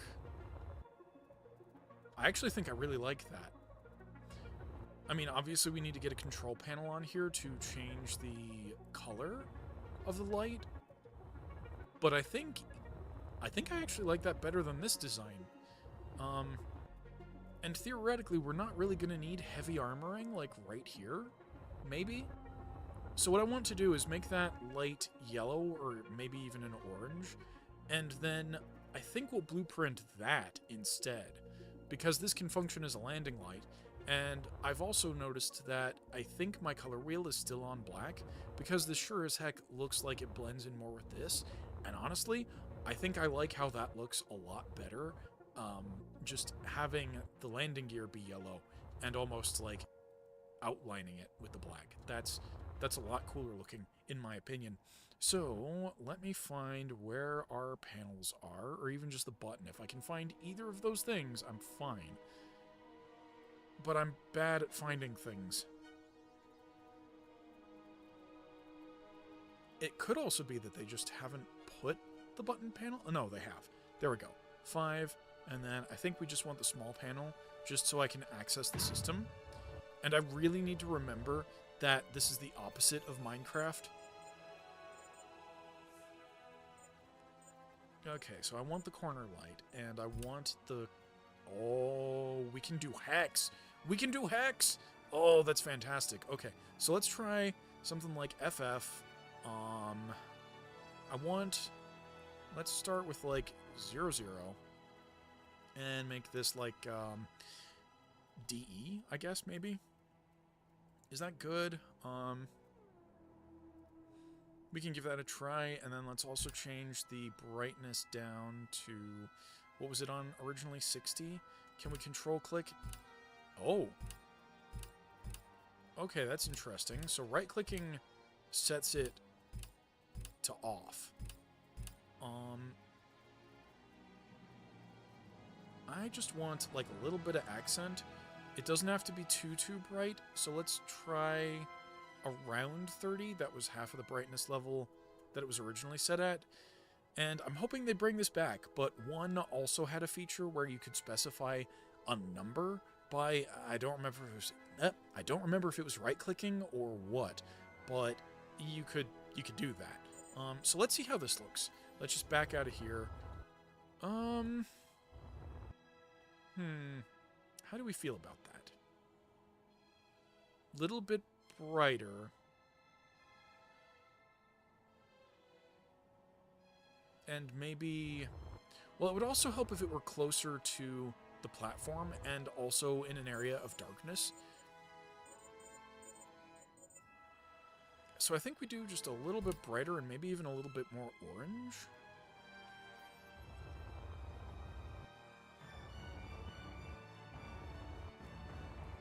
Well, we can always play with that when we get further into the shipbuilding process. I'm going to take away the button panel for now, because that will more or less do it for us, I think. Oh, and I also really like how the actual color of the light itself has changed. Like, that is to say, I'm sure the light being shed, and we can even kind of see it over here, is more of a shade of yellow, yes, but the light itself has also changed colors. And I don't remember if 1 really did that, or if it just changed the color that was being emitted, but this is just really nice, and a little bit of extra detail that I personally appreciate. Let me see if I can blueprint this without picking up the station again. Yes, we can. Confirm selection, and we'll call this test landing gear 02. Save. Alright, so I think we're going to be using this as our basis for now, and oh boy, I want to really make sure that I don't accidentally get the green station again. Have we...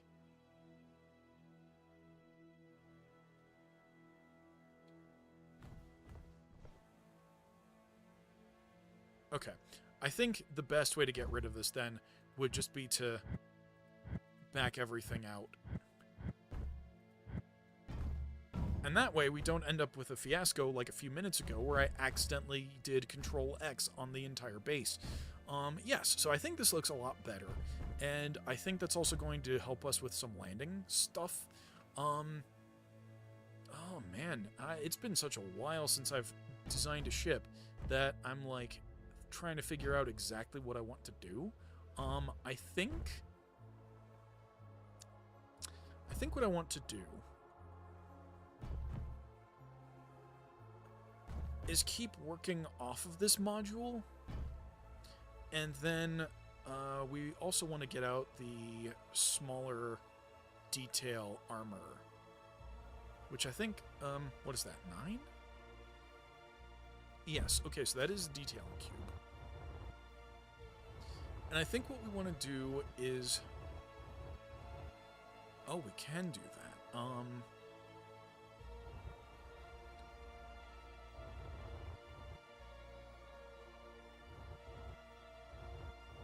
And this is once again a case of the sun is working against me. But, okay, so if I am placing these... I'm going to place one in the front, and I'm going to place one in the... or 2 in the back. Greetings and welcome to the stream. Thank you for tuning in. Okay, so let's treat this one as the front of the ship then. I'm actually going to have some more stuff go out ahead of this, but this is just going to be the front landing gear. So, let me see. I think I want to put in a symmetry plane here. Just because I don't feel bold enough to start getting into asymmetry with this, you know, small ship. So I think, have I... No, I have not placed it in. Let's switch real quick. Oh no, you actually need something out in order to place the symmetry plane. Why can't I place the symmetry plane? It was just working like 5 seconds ago. Oh no, okay. I have placed the symmetry plane. Okay, so now we want to be using detailing cubes, I think. Let me make sure this is rotated the way that I think it should be. Okay, that's also not the kind of block that I want.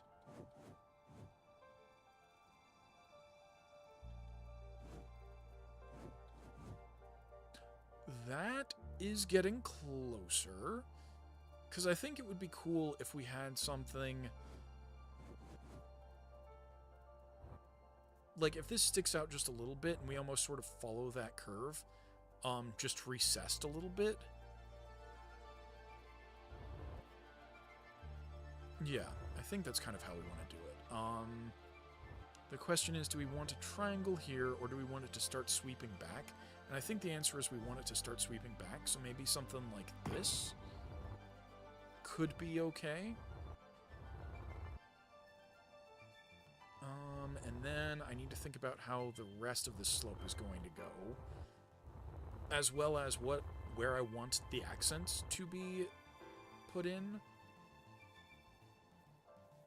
And I think maybe if we just keep going with this slope a little bit, so I need to cycle back through. And somebody tell me if there's like an easier way to cycle through these blocks rather than just pressing R a whole bunch of times, because that is definitely an improvement that I'm looking for in either a keybind menu, which I don't think exists yet, or another stack in the future. Let's see. This is the part where I always get my rotations wrong. I think that's correct, though. Yes, it is. Now that's behind that block. And the question is, does the paint tool also work? Paint tool doesn't respect symmetry. Okay, good to know. But I think if we do something like that, then we can get like a cool band here, and then maybe like, okay, so this can be recessed, and then we'll do an unrecessed version where we come back out to this height, and then we'll just go straight back with it, I think. Yeah, we'll do something like that. I think that could look really cool. Oh, it's been so long since I've done ship design. I'm in Minecraft brain, and I need to be thinking about Space Engineer's brain instead. Okay, so I think we need to switch this again to...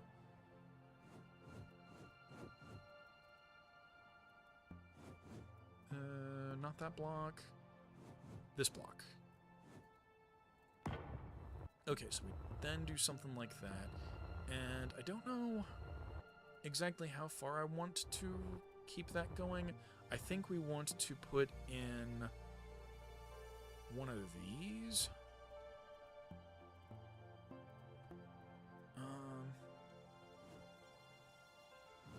Oh, right.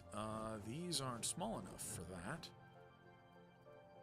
Although I could do something like that. I just don't like having that kind of an edge right there. And again, we've lost the symmetry plane, so let's put that back.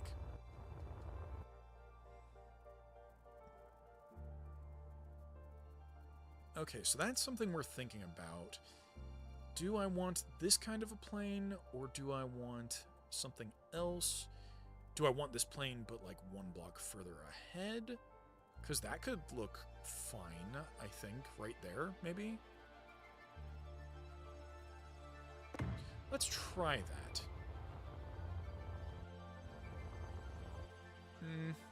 Nah, that doesn't do what I wanted it to. So let's get rid of it, and then we'll... I keep forgetting I could totally just Control Z instead. Let's get back to the detailing blocks, because I think what I actually want is just a proper corner block there. Oh, nope. I have once again accidentally copied the green station and broken my symmetry plane. Okay, so I think it's... Nope, that's back to the square. Something like that, maybe? And now that I see it, I don't know how I feel about it. I think we actually might want to continue the slope up just a little bit and then put one of those in, maybe? Okay. I am now understanding why somebody might want to use the specific block variant instead of going through all of these, instead of iterating through all of these blocks every time.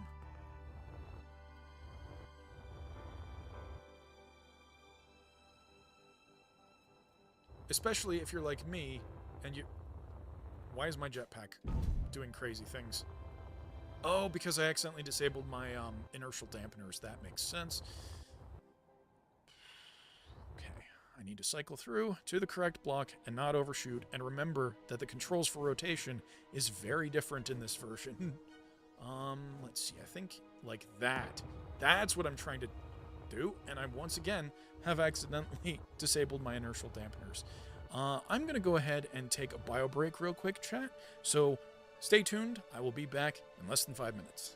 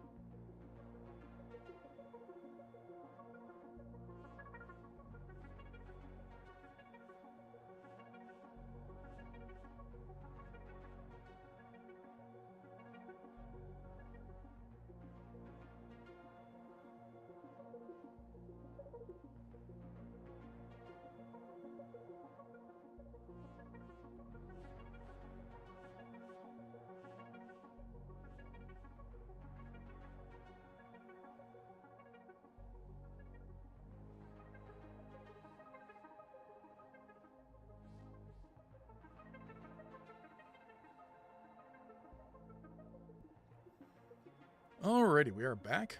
I'm gonna see how much more I can get done, but I have about 45 minutes left in the stream. So I'm hoping, but not expecting much of myself, that we'll be able to finish this ship before then. It's not going to be terribly likely, but we'll get as far as we can. So let's take a look at the detailing cube again. I think I want maybe another triangle on this block, and then we go up from there. So let's see. So do something like that, and then we'll go up from there, perhaps.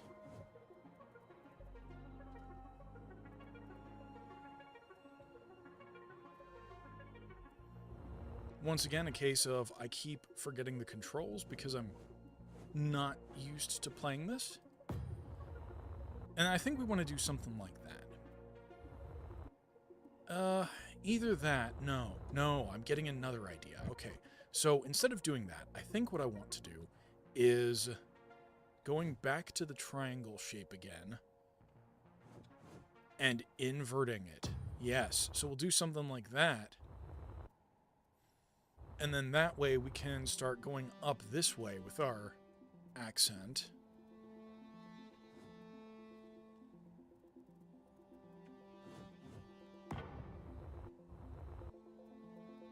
And now we've got yet another face that we can play off of here.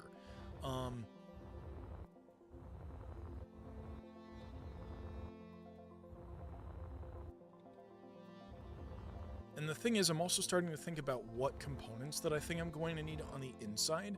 So I'm starting to think like batteries and gyros and stuff. And I want these to be like semi-exposed, I think. Maybe.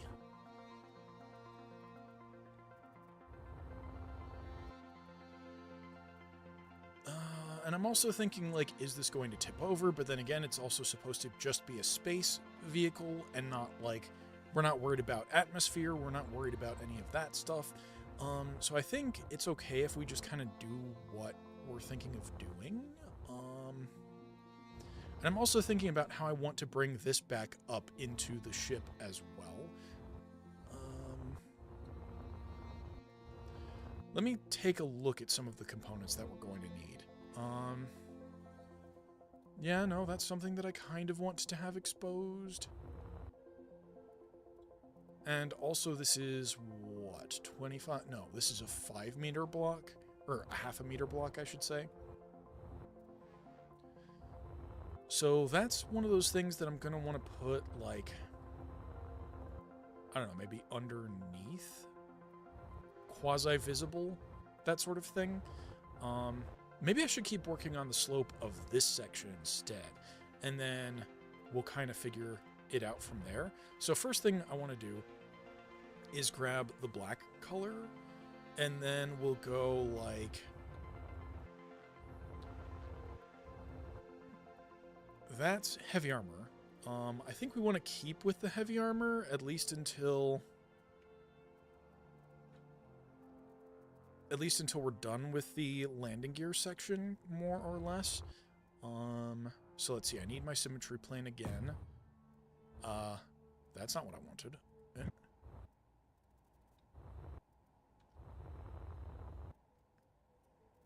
And I think what I want to do is... I actually think I want this, maybe? Nope, that's too big. That's too big.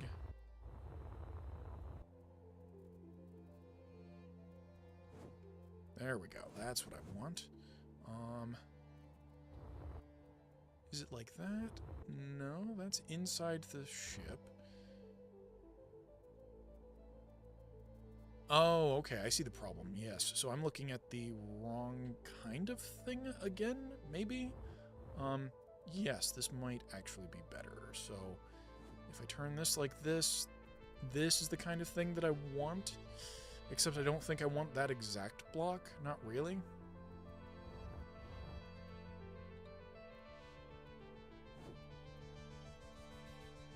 Oh, and then this is the square block that we had before. That's right, the square block. Nope. Nope. That's not the block. Aha. This is the way I want to rotate. Maybe something like that.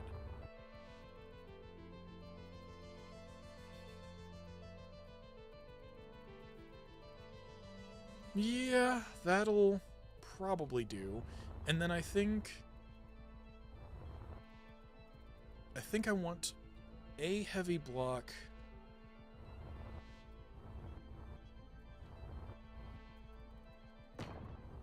Like that? No, that's too thick. That's not what I want. I'm also not sure this is what I want either. Hold on. Let's Control Z this a couple of times. Yeah. So, let's Control Y. Just see how this looks. Z, Y. Yeah, I think what I want to do might not be compatible with the current state of the decorative blocks. Either that or I need a decorative block to be able to do what I want to do. But I don't think that's quite the case.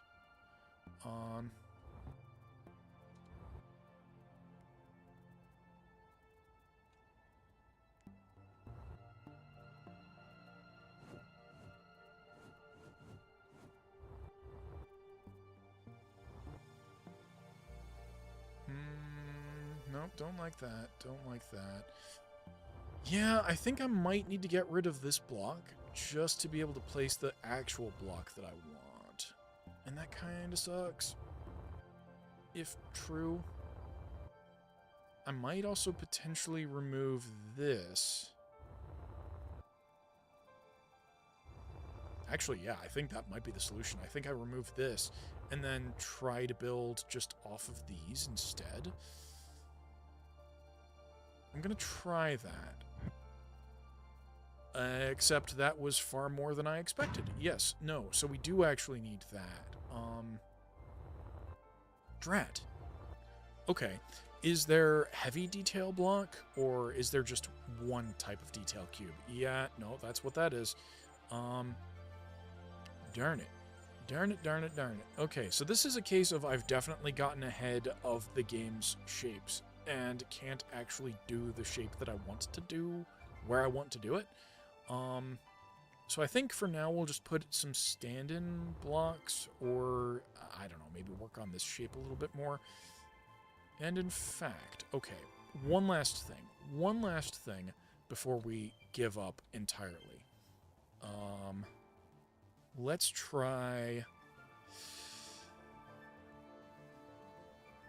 not that, this. I think this might be what I actually want to do. This might be the solution.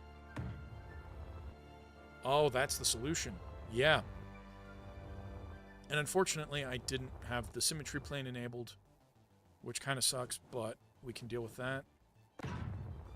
Oh, yes, that looks so much better. Okay, I can work with that. I think I can work with that. And the problem is now I need to update my blueprint, which I'm going to grab this, place that here, and then we'll just make that same change. So we'll do that, and then I need... How do we do that? Heavy number 8. Excuse me.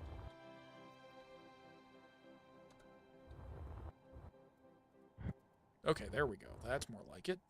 And then I think that's in the correct orientation. Yes. Okay, and this is the heavy armor. Yes, it is. Let me just confirm that that looks the same because, yep, even procedurally generated, it looks exactly, or, you know, randomly generated. It's the same based upon the orientations. Cool. All right, so that is what we want now, I think. And so I'll just go ahead and make another blueprint of this. So we are already on test landing gear 03. Darn it. Okay, but otherwise that's perfectly fine. And now I think we can... Let me just try to do this without... Aha! Okay. I was very worried that we were once again going to delete the station, but apparently I was far enough that time that it didn't matter. Let me go ahead and put down a hard save, just in case. Concordia Research Facility, let's call this Test Bed 01.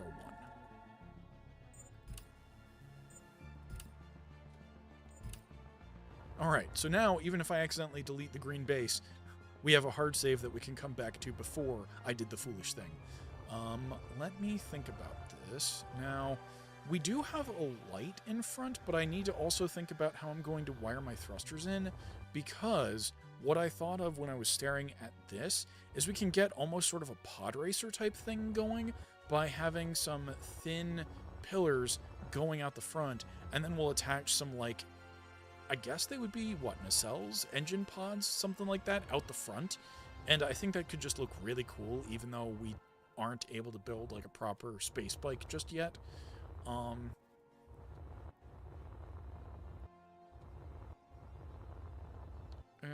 But then the question becomes, what do I want in the front of here?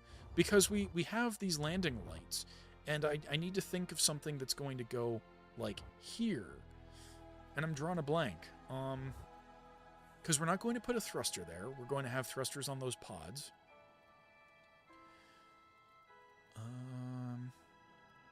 Not a drill. I mean, I guess we could put a gun. I mean, guns don't do anything, but...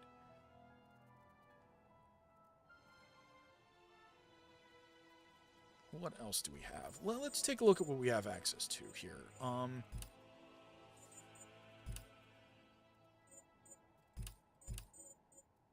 Okay, so we have reactors, solar panels. Okay, that's it for now. Decors for detailing. We don't need doors. This is going to be like an open airship kind of thing. Oh, okay. We do have spotlights. That's one thing that I hadn't cycled through, so I guess I could put a spotlight on the front of the ship. And that makes more sense than just having landing lights everywhere. Movement, production. Yeah, okay. I think I'm going to do the spotlight just because if we were to try and put in a cannon there, we'd end up hitting our nacelles if we turned too fast, and that's not good. Okay, so then let's take a look at how big this spotlight is by cycling through. Okay, so the interior lights are on a separate cycle than the spotlight. Good to know. So that means I actually do need to put that on my hotbar then. Illumination, spotlight, please, thank you. Okay, and I guess, what is this, one size? Oh, goodness. Okay, so there are two sizes. And thankfully, we happen to be on the correct gridding for this to work. So we can do something like, I guess, this. Except, I think I almost kind of want it to stick out more than the landing light. And I also think I might want it to be a little higher up than that. Maybe? I just need to think about this a little bit more.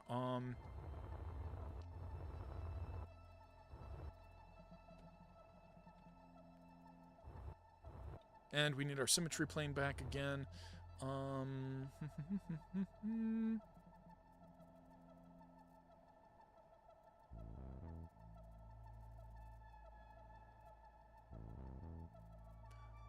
think I want to put in just a couple of detailing blocks as a support for right now.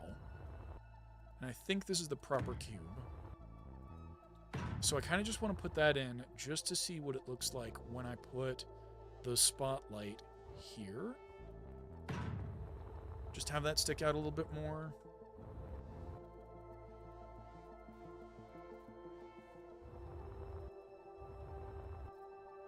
That could be okay, and then I think if I put in some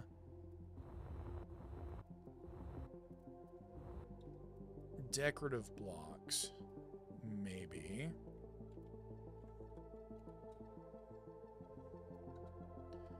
And we get just the right cube shape.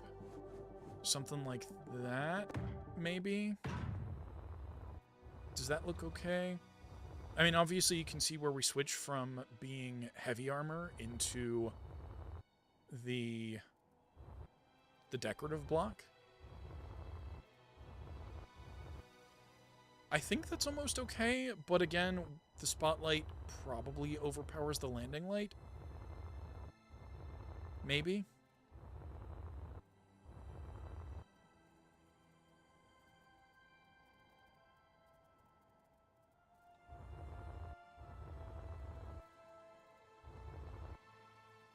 I'm just doing some modeling in my head to figure out, like, if this is still going in the direction that I hoped it would or not. And I think the thing is I'm letting perfect get in the way of good enough. So I think we're just going to keep going with this, and if I figure out exactly what's bothering me about the spotlight, then we can fix that down the road, maybe. So let's see, then the other thing is, I guess we want to keep the slope going here, because now we want to slope sort of up into the platform that we're going to build for the actual, like the cockpit.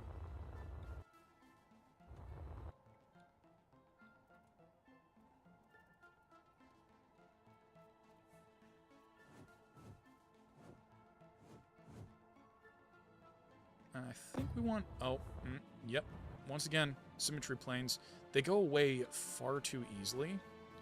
And that's a skill issue. Or it's one part skill issue, and one part the symmetry plane, like, works differently than it did in 1. So it's just happening more often to me than I would like.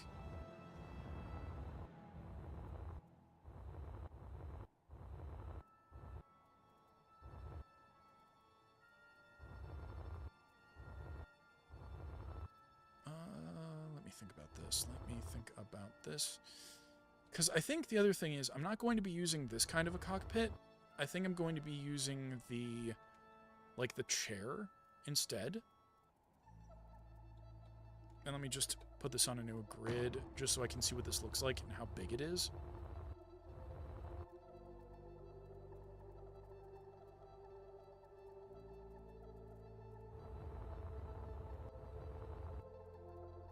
Yeah, this is going to be a pretty big small ship, and it's going to be more of a pod racer than a ship, the more I think about it. So that's fine. This is fine.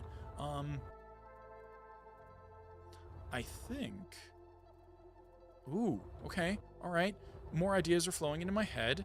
How big across is this? I want to do some measuring with the small blocks. Let's see. So we want to do... We want that on. We want... Oh, no. Oh, I cycled through just as it did an autosave. And that's very unfortunate. Okay. So.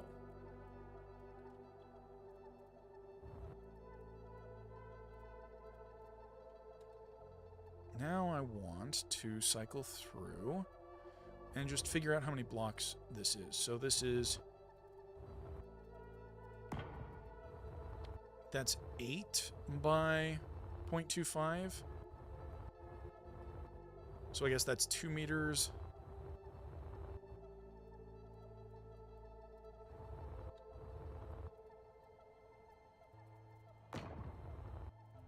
Oh, of course it couldn't. Oh, because that's how it wanted to do it. Yeah, that makes sense. So we need to go out to here, which is 2.5 meters. Okay, so that's effectively the bounding box that we have to work with.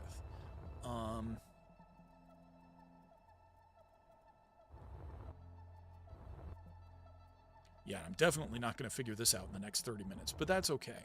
I also don't know if I'm going to continue streaming, like, later in the week, because I do have to do a whole bunch of stuff for this week's Minecraft video. So I might end up streaming this again maybe next Monday if I've got enough done in my Golden Sun buffer. I think that's a good idea. So let me think about this. This is going to end up being fairly wide, so this means that I can't place this as far forward as I would have expected, not if I want to wrap it with stuff. So it's 8 small blocks wide. I'm currently at I guess, 6. So as long as I can figure out a decent way to keep the slopes going and make like sort of a pod, then that's cool. That should do what I want it to do.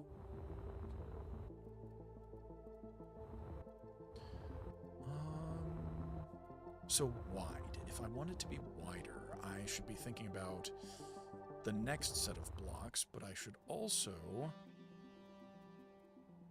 switch paint colors, because the things that I'm going to put in need to be that color. And we're just doing this so that we've got another building plane. Like, I'm probably going to take these out or replace them with, I don't know, maybe batteries or something like that. I also don't know exactly how mass is handled in 2 compared to 1. Like, I didn't actually stay in the example ships long enough to get a feel for how the thrust to mass ratio is going to work out. So I could end up building this out, and it could just be a pretty brick. Not very brick-shaped, mind you, but it's going to be just a pretty brick. I think I want to try and switch to the light armor cube, and I think, again, I want to grab that color. And we're going to try cycling through to, I guess, this, and I want to rotate you. And I want you to kind of line up, not there. Darn it. I want you to be here, maybe?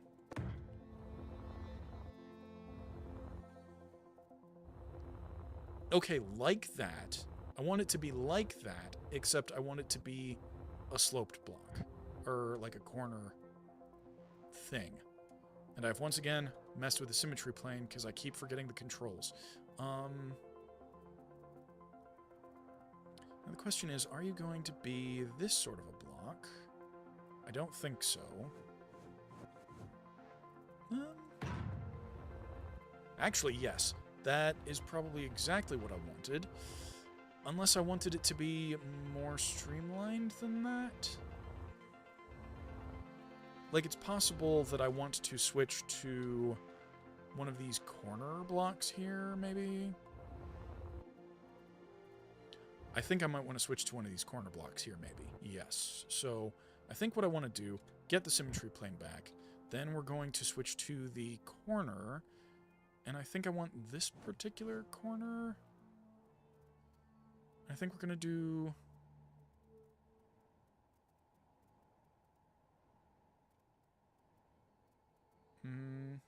not that. Maybe this?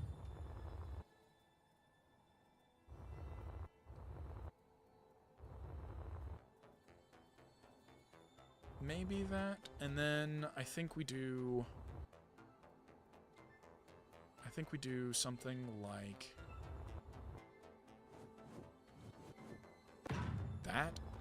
No, except for the fact that that lines up with this block, and I don't want that to happen. So I think...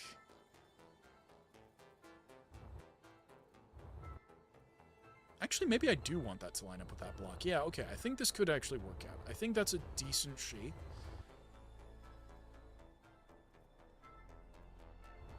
And then I keep losing my symmetry plane. That should just be like a game. Take some water every time I forget a symmetry plane, and I'll be significantly more hydrated than I would be otherwise. I'm just thinking about what I want to do with the front part here. I guess I think the best thing to do would be another one of these.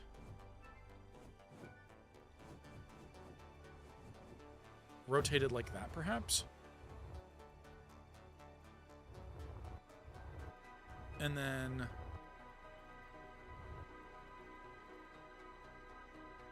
maybe very similarly...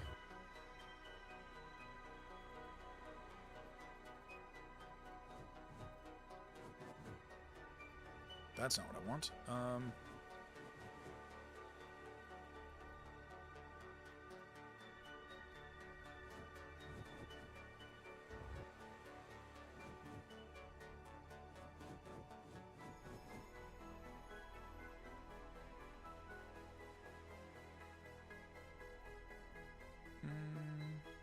That's not quite what I'm looking for.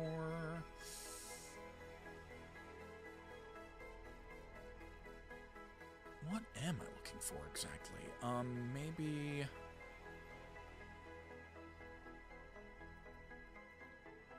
Maybe this?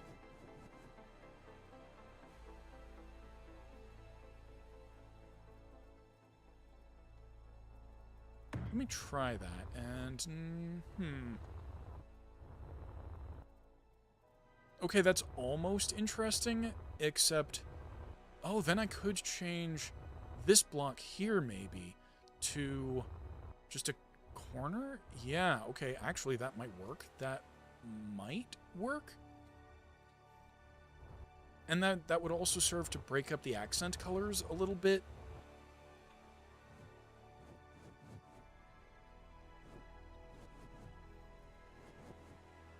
And once again, I haven't even thought about, like, thrust or anything like this. So I could potentially get all the way done with this build and realize that it's not going to work. And I need, what, the detailing block? Yes. And I think I need you to be... I hope that didn't break anything, but I think if I just go like that, maybe that could look good. Oh, Except now, I don't like this sharp corner. And the problem is there isn't really anything I can do about that.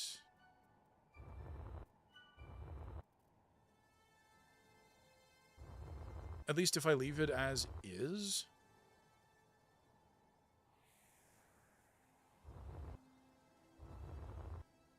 I could potentially slide this block forward by 1, and maybe slide these forward by 1 too, and create like a bit of a scoop. I think I like that. I think that could be okay.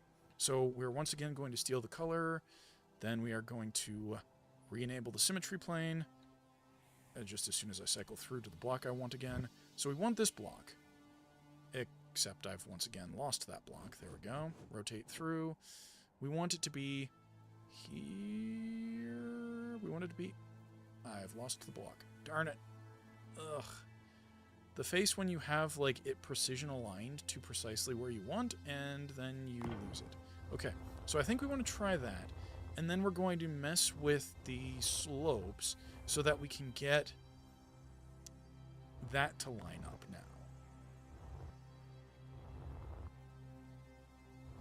And then I think this can actually work out, yes. I think this is actually going to be fine. So what I'm going to do is go back to our decorative blocks. We're going to get rid of this triangular one here, and we're going to change this one into a...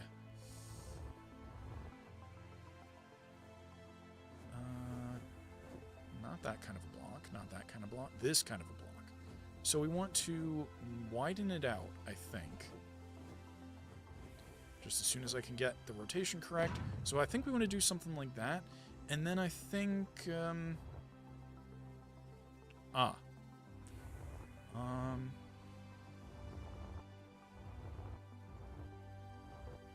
think maybe we do something...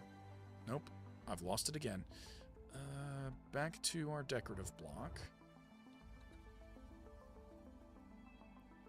Cycle through to the triangle.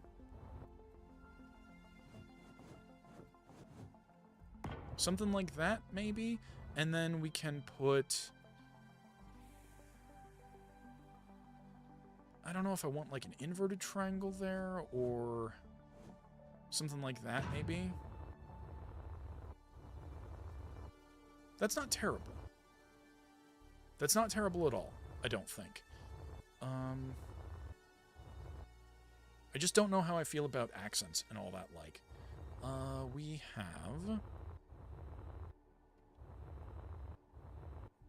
Actually, this is okay, and I think if I come through here with the paint can at some point in time, we might be able to get just a little bit more detail work going on here.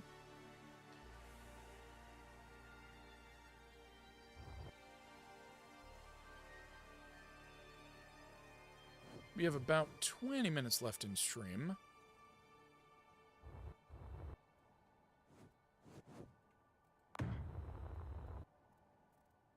Yes, okay. Something like that, I think, looks okay.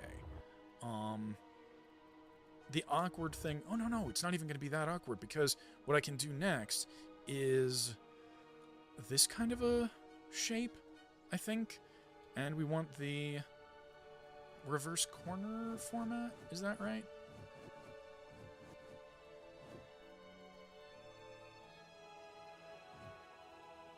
No, I've definitely gone into the large variant, and that's not what we want.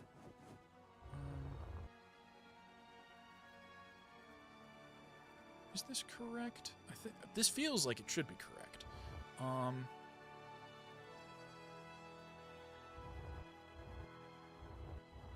This might also be yet another case of I'm getting ahead of where the devs are, and I'm trying to use blocks that don't exist in 2 yet, which is fine, but is mildly annoying.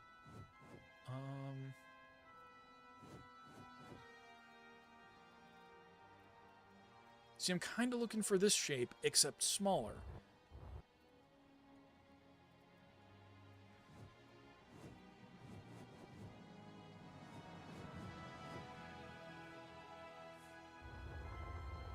I guess we could potentially just put this in here and then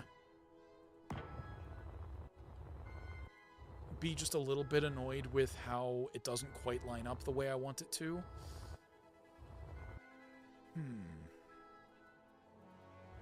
Yeah, because I really need a 25 centimeter half slope. That's exactly the block that I'm missing.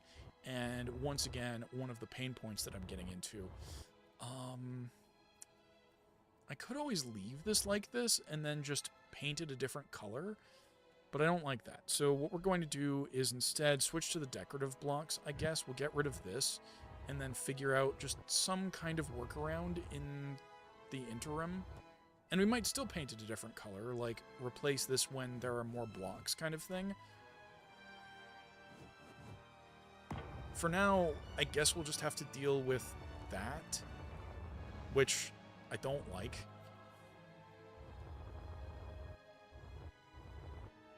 And then I think we could just kind of put a solid block in here.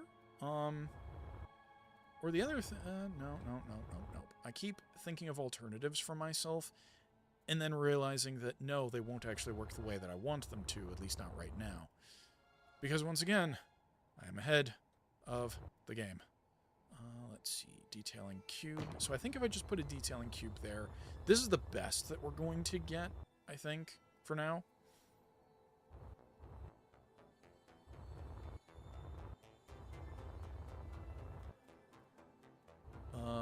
Is that the same on both sides? Yes, it is. Do we have... Oh, flashlight. That would have definitely helped with some of the sun issues that I was having.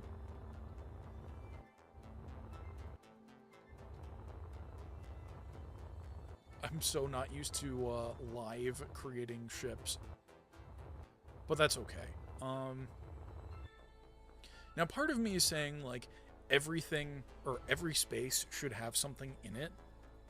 Try to make the most, like, compact ship possible. But that's just going to end up increasing our weight, which is going to make it less likely that we can actually use this ship. So I'm going to leave some of these spaces as completely hollow and only put stuff where I actually think I'm going to have it, if that makes sense. I do think we are starting to get kind of the shape that I want to be able to put in this console chair. How many wide are we now? So we are 1, 2, 3, 4. Okay, so that is the 8 wide. So we can theoretically add this in, but the problem is, how am I going to shape that into the rest of the build? And how are we going to keep this side slope going, if at all?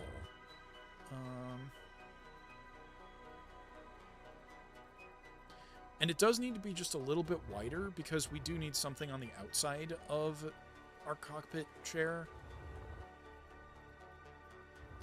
And I think that means what we want is...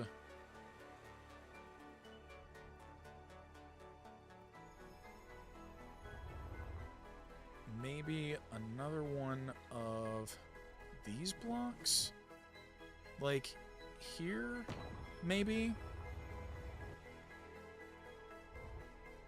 I almost wish I could get, like, an even steeper slope than that. But I can't. I think that looks fine, though. And then we want... I think we want... I need to cycle through a little bit to get to this. Make sure my symmetry plane is on again so that I don't keep complaining at myself for forgetting the symmetry plane. We do something like that. And then I think I might need this block here. Yes. Yes, that's actually okay. And then I think if I do just really quick and dirty.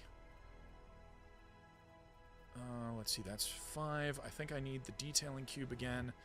I'm really relying heavily on these detail cubes, which could end up being performance heavy, or it could totally be fine. So we want this just to come back enough. We want that to be where our chair is going to wrap in, and I've totally just left this floating because I'm not going to be using this one, but let's see, where is the actual thing? The actual thing is here. I don't know exactly where I'm going to paste this in. Like that, maybe? Is it still... Am I still too small? Do I need to come out a little bit further? Do I have the symmetry in the wrong place? No, it looks like it. I totally feel like I've miscounted, though. Let's come over here real quick.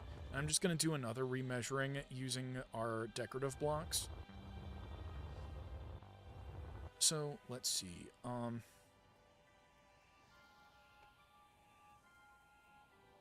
Okay, let's stop this thing moving real quick. And let's come to the totally outside part of this. Symmetry plane on. So let's see, that's 2, 4, 6, 8. Oh, I see where the problem is. Okay, so that's 2, 4, 6, 8, 10, 12. I actually need to come out 12 blocks in order to make that seat work the way I want it to, which means that we actually need to delete this on both sides and figure out how to keep the slope going to keep the slope going.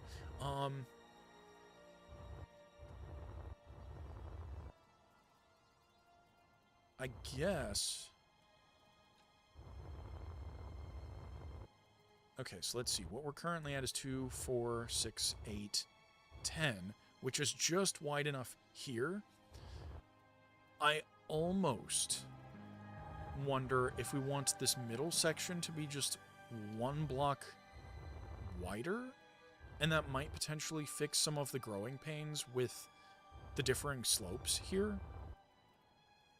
But on the other hand, I think I might just be able to place the base of this thing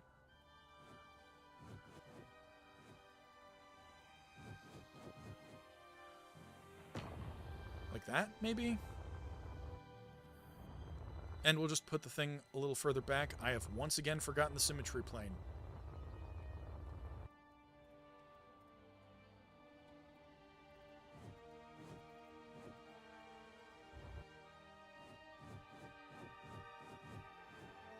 And I'm once again placing against the sun, which is difficult at best.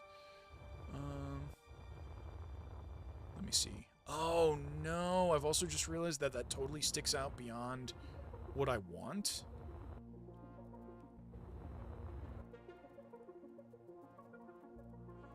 Oh, but I can make that work. I think I can make that work.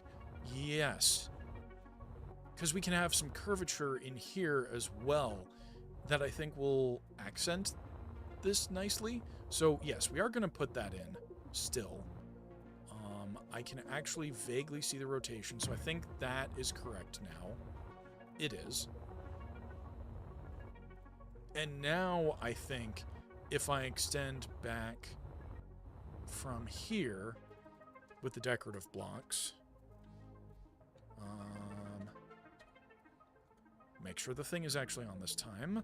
Cycle through to cube. And now I think if I come out just a little bit... Is the chair drifting again? No, it is not. Very good. I think I should now be able to place this in.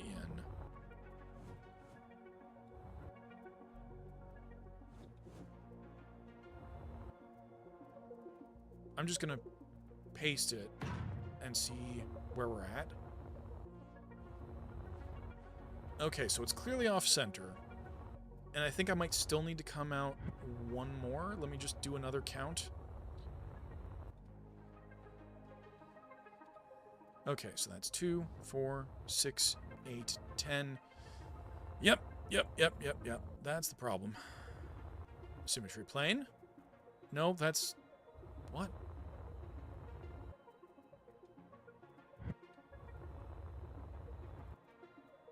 Oh. Huh. I've just unintentionally done something interesting there.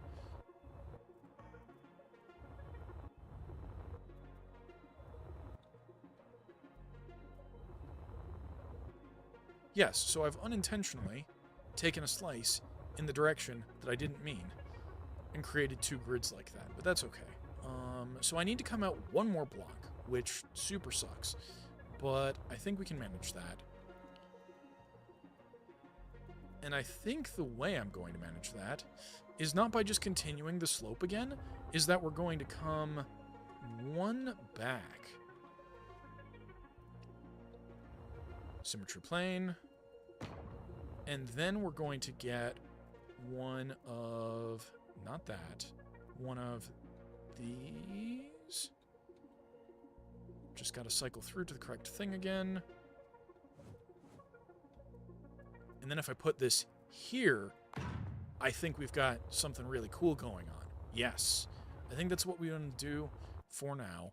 And then I'll worry about the sloping on the bottom later. Please tell me I got the symmetry... I did not get the symmetry plane. I'm so bad at this. The symmetry plane keeps going away every time that I switch off of a block or target like a different grid or something like that. So I don't know if this is I'm building too close to a grid and that's just messing me up, or if this is like some other issue that I'm hoping gets improved, but symmetry planes, they shouldn't go away when I look at another grid. I need my seat back, which is... Where did we put it? There we go. That's where we put it. Let me actually put in some of these side blocks that we're going to need. And in fact, let's finish out the slope first.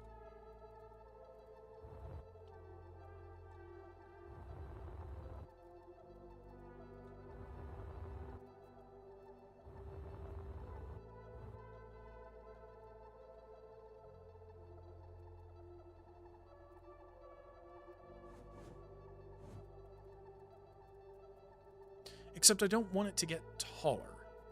Okay, yeah, so I don't want that. What I want is the decorative block, and I want the detailing slope specifically. And I think if we do that, yes, that will suffice. And now I can just extend that out the back.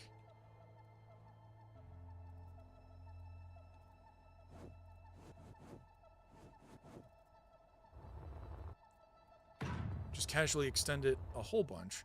And right now we don't need that. We want this thing again. And let's see how far forward we can get. Okay, that's as far forward as it can get in the current design space. So let's paste that in. And yes!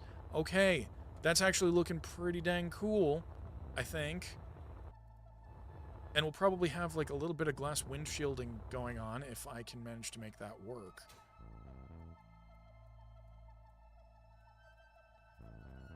Okay, that's not bad. No, hold on. Let's get back in.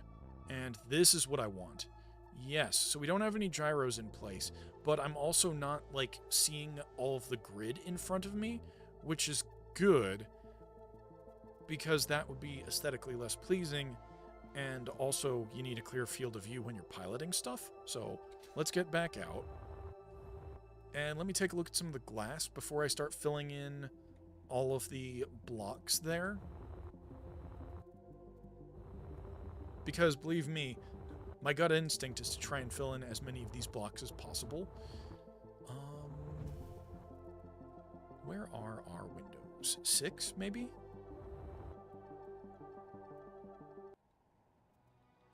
Okay, so windows are 2.5. Is this another case of the game does not yet have small windows? I think that is the case. I think the game does not yet have small windows. So we're just going to be a little bit sad and have to deal with that until we get small windows.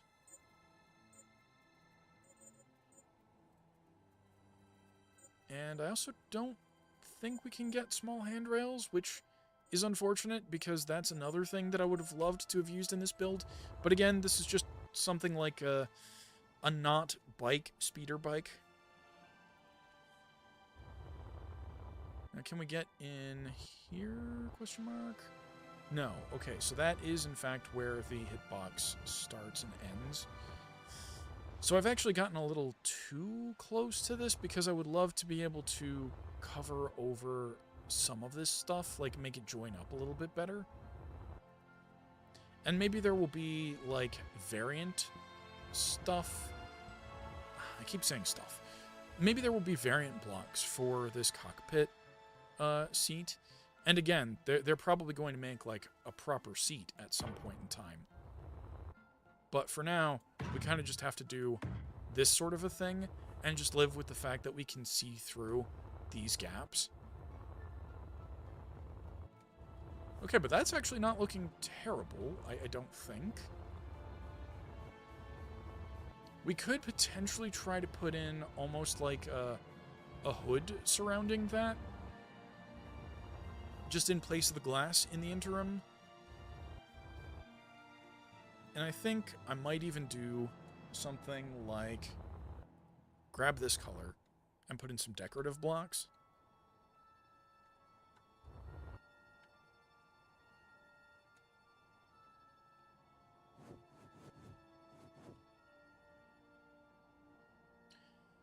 And maybe start back here, I guess.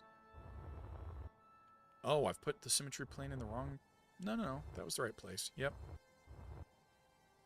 So I guess we could do something like that, and then...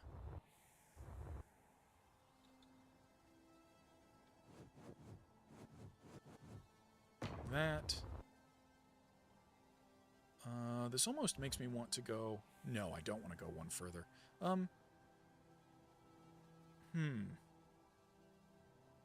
If I go one further forward, and I have this block here... Yeah, no, that does line up with that, and I don't like that, so...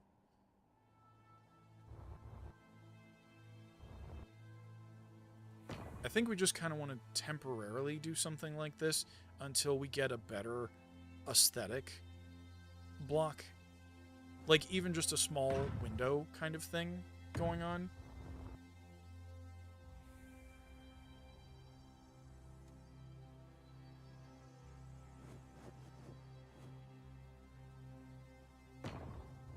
And then we do something like that. And then I think, oh no. I really need to put a gyroscope on this thing.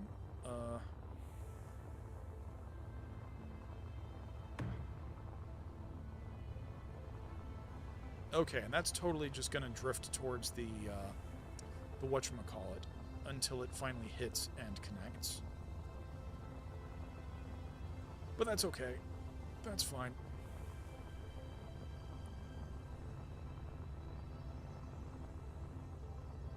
Maybe if I intentionally nudge it downwards, I can, like, get in and lock the landing gear. Oh, I've got... Right, gyroscopes. I am now drifting away from the thing.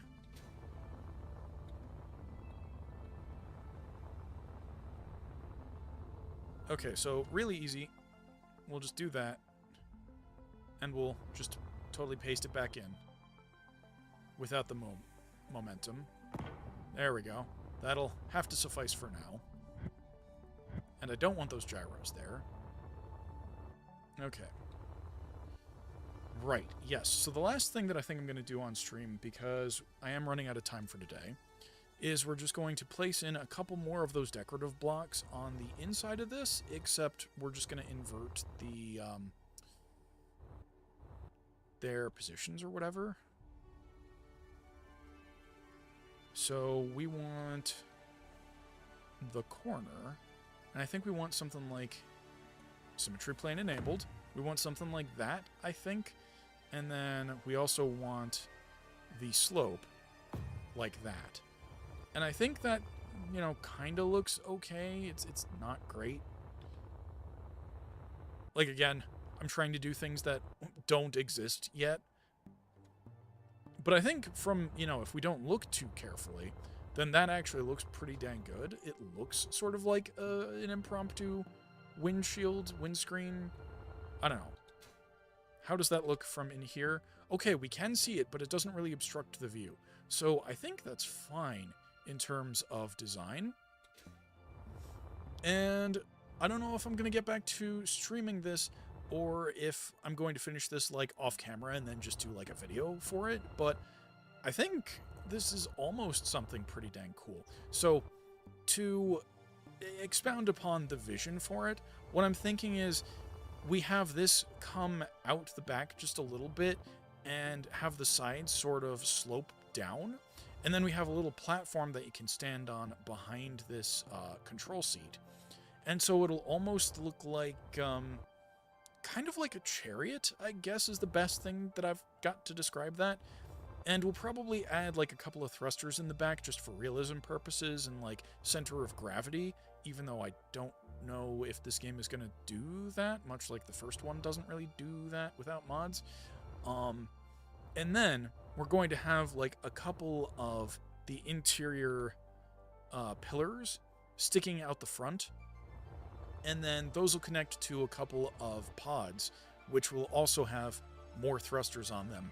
Probably all of the forward and reverse thrusters, I'm guessing. And then they'll also have a couple of up and down thrusters as well.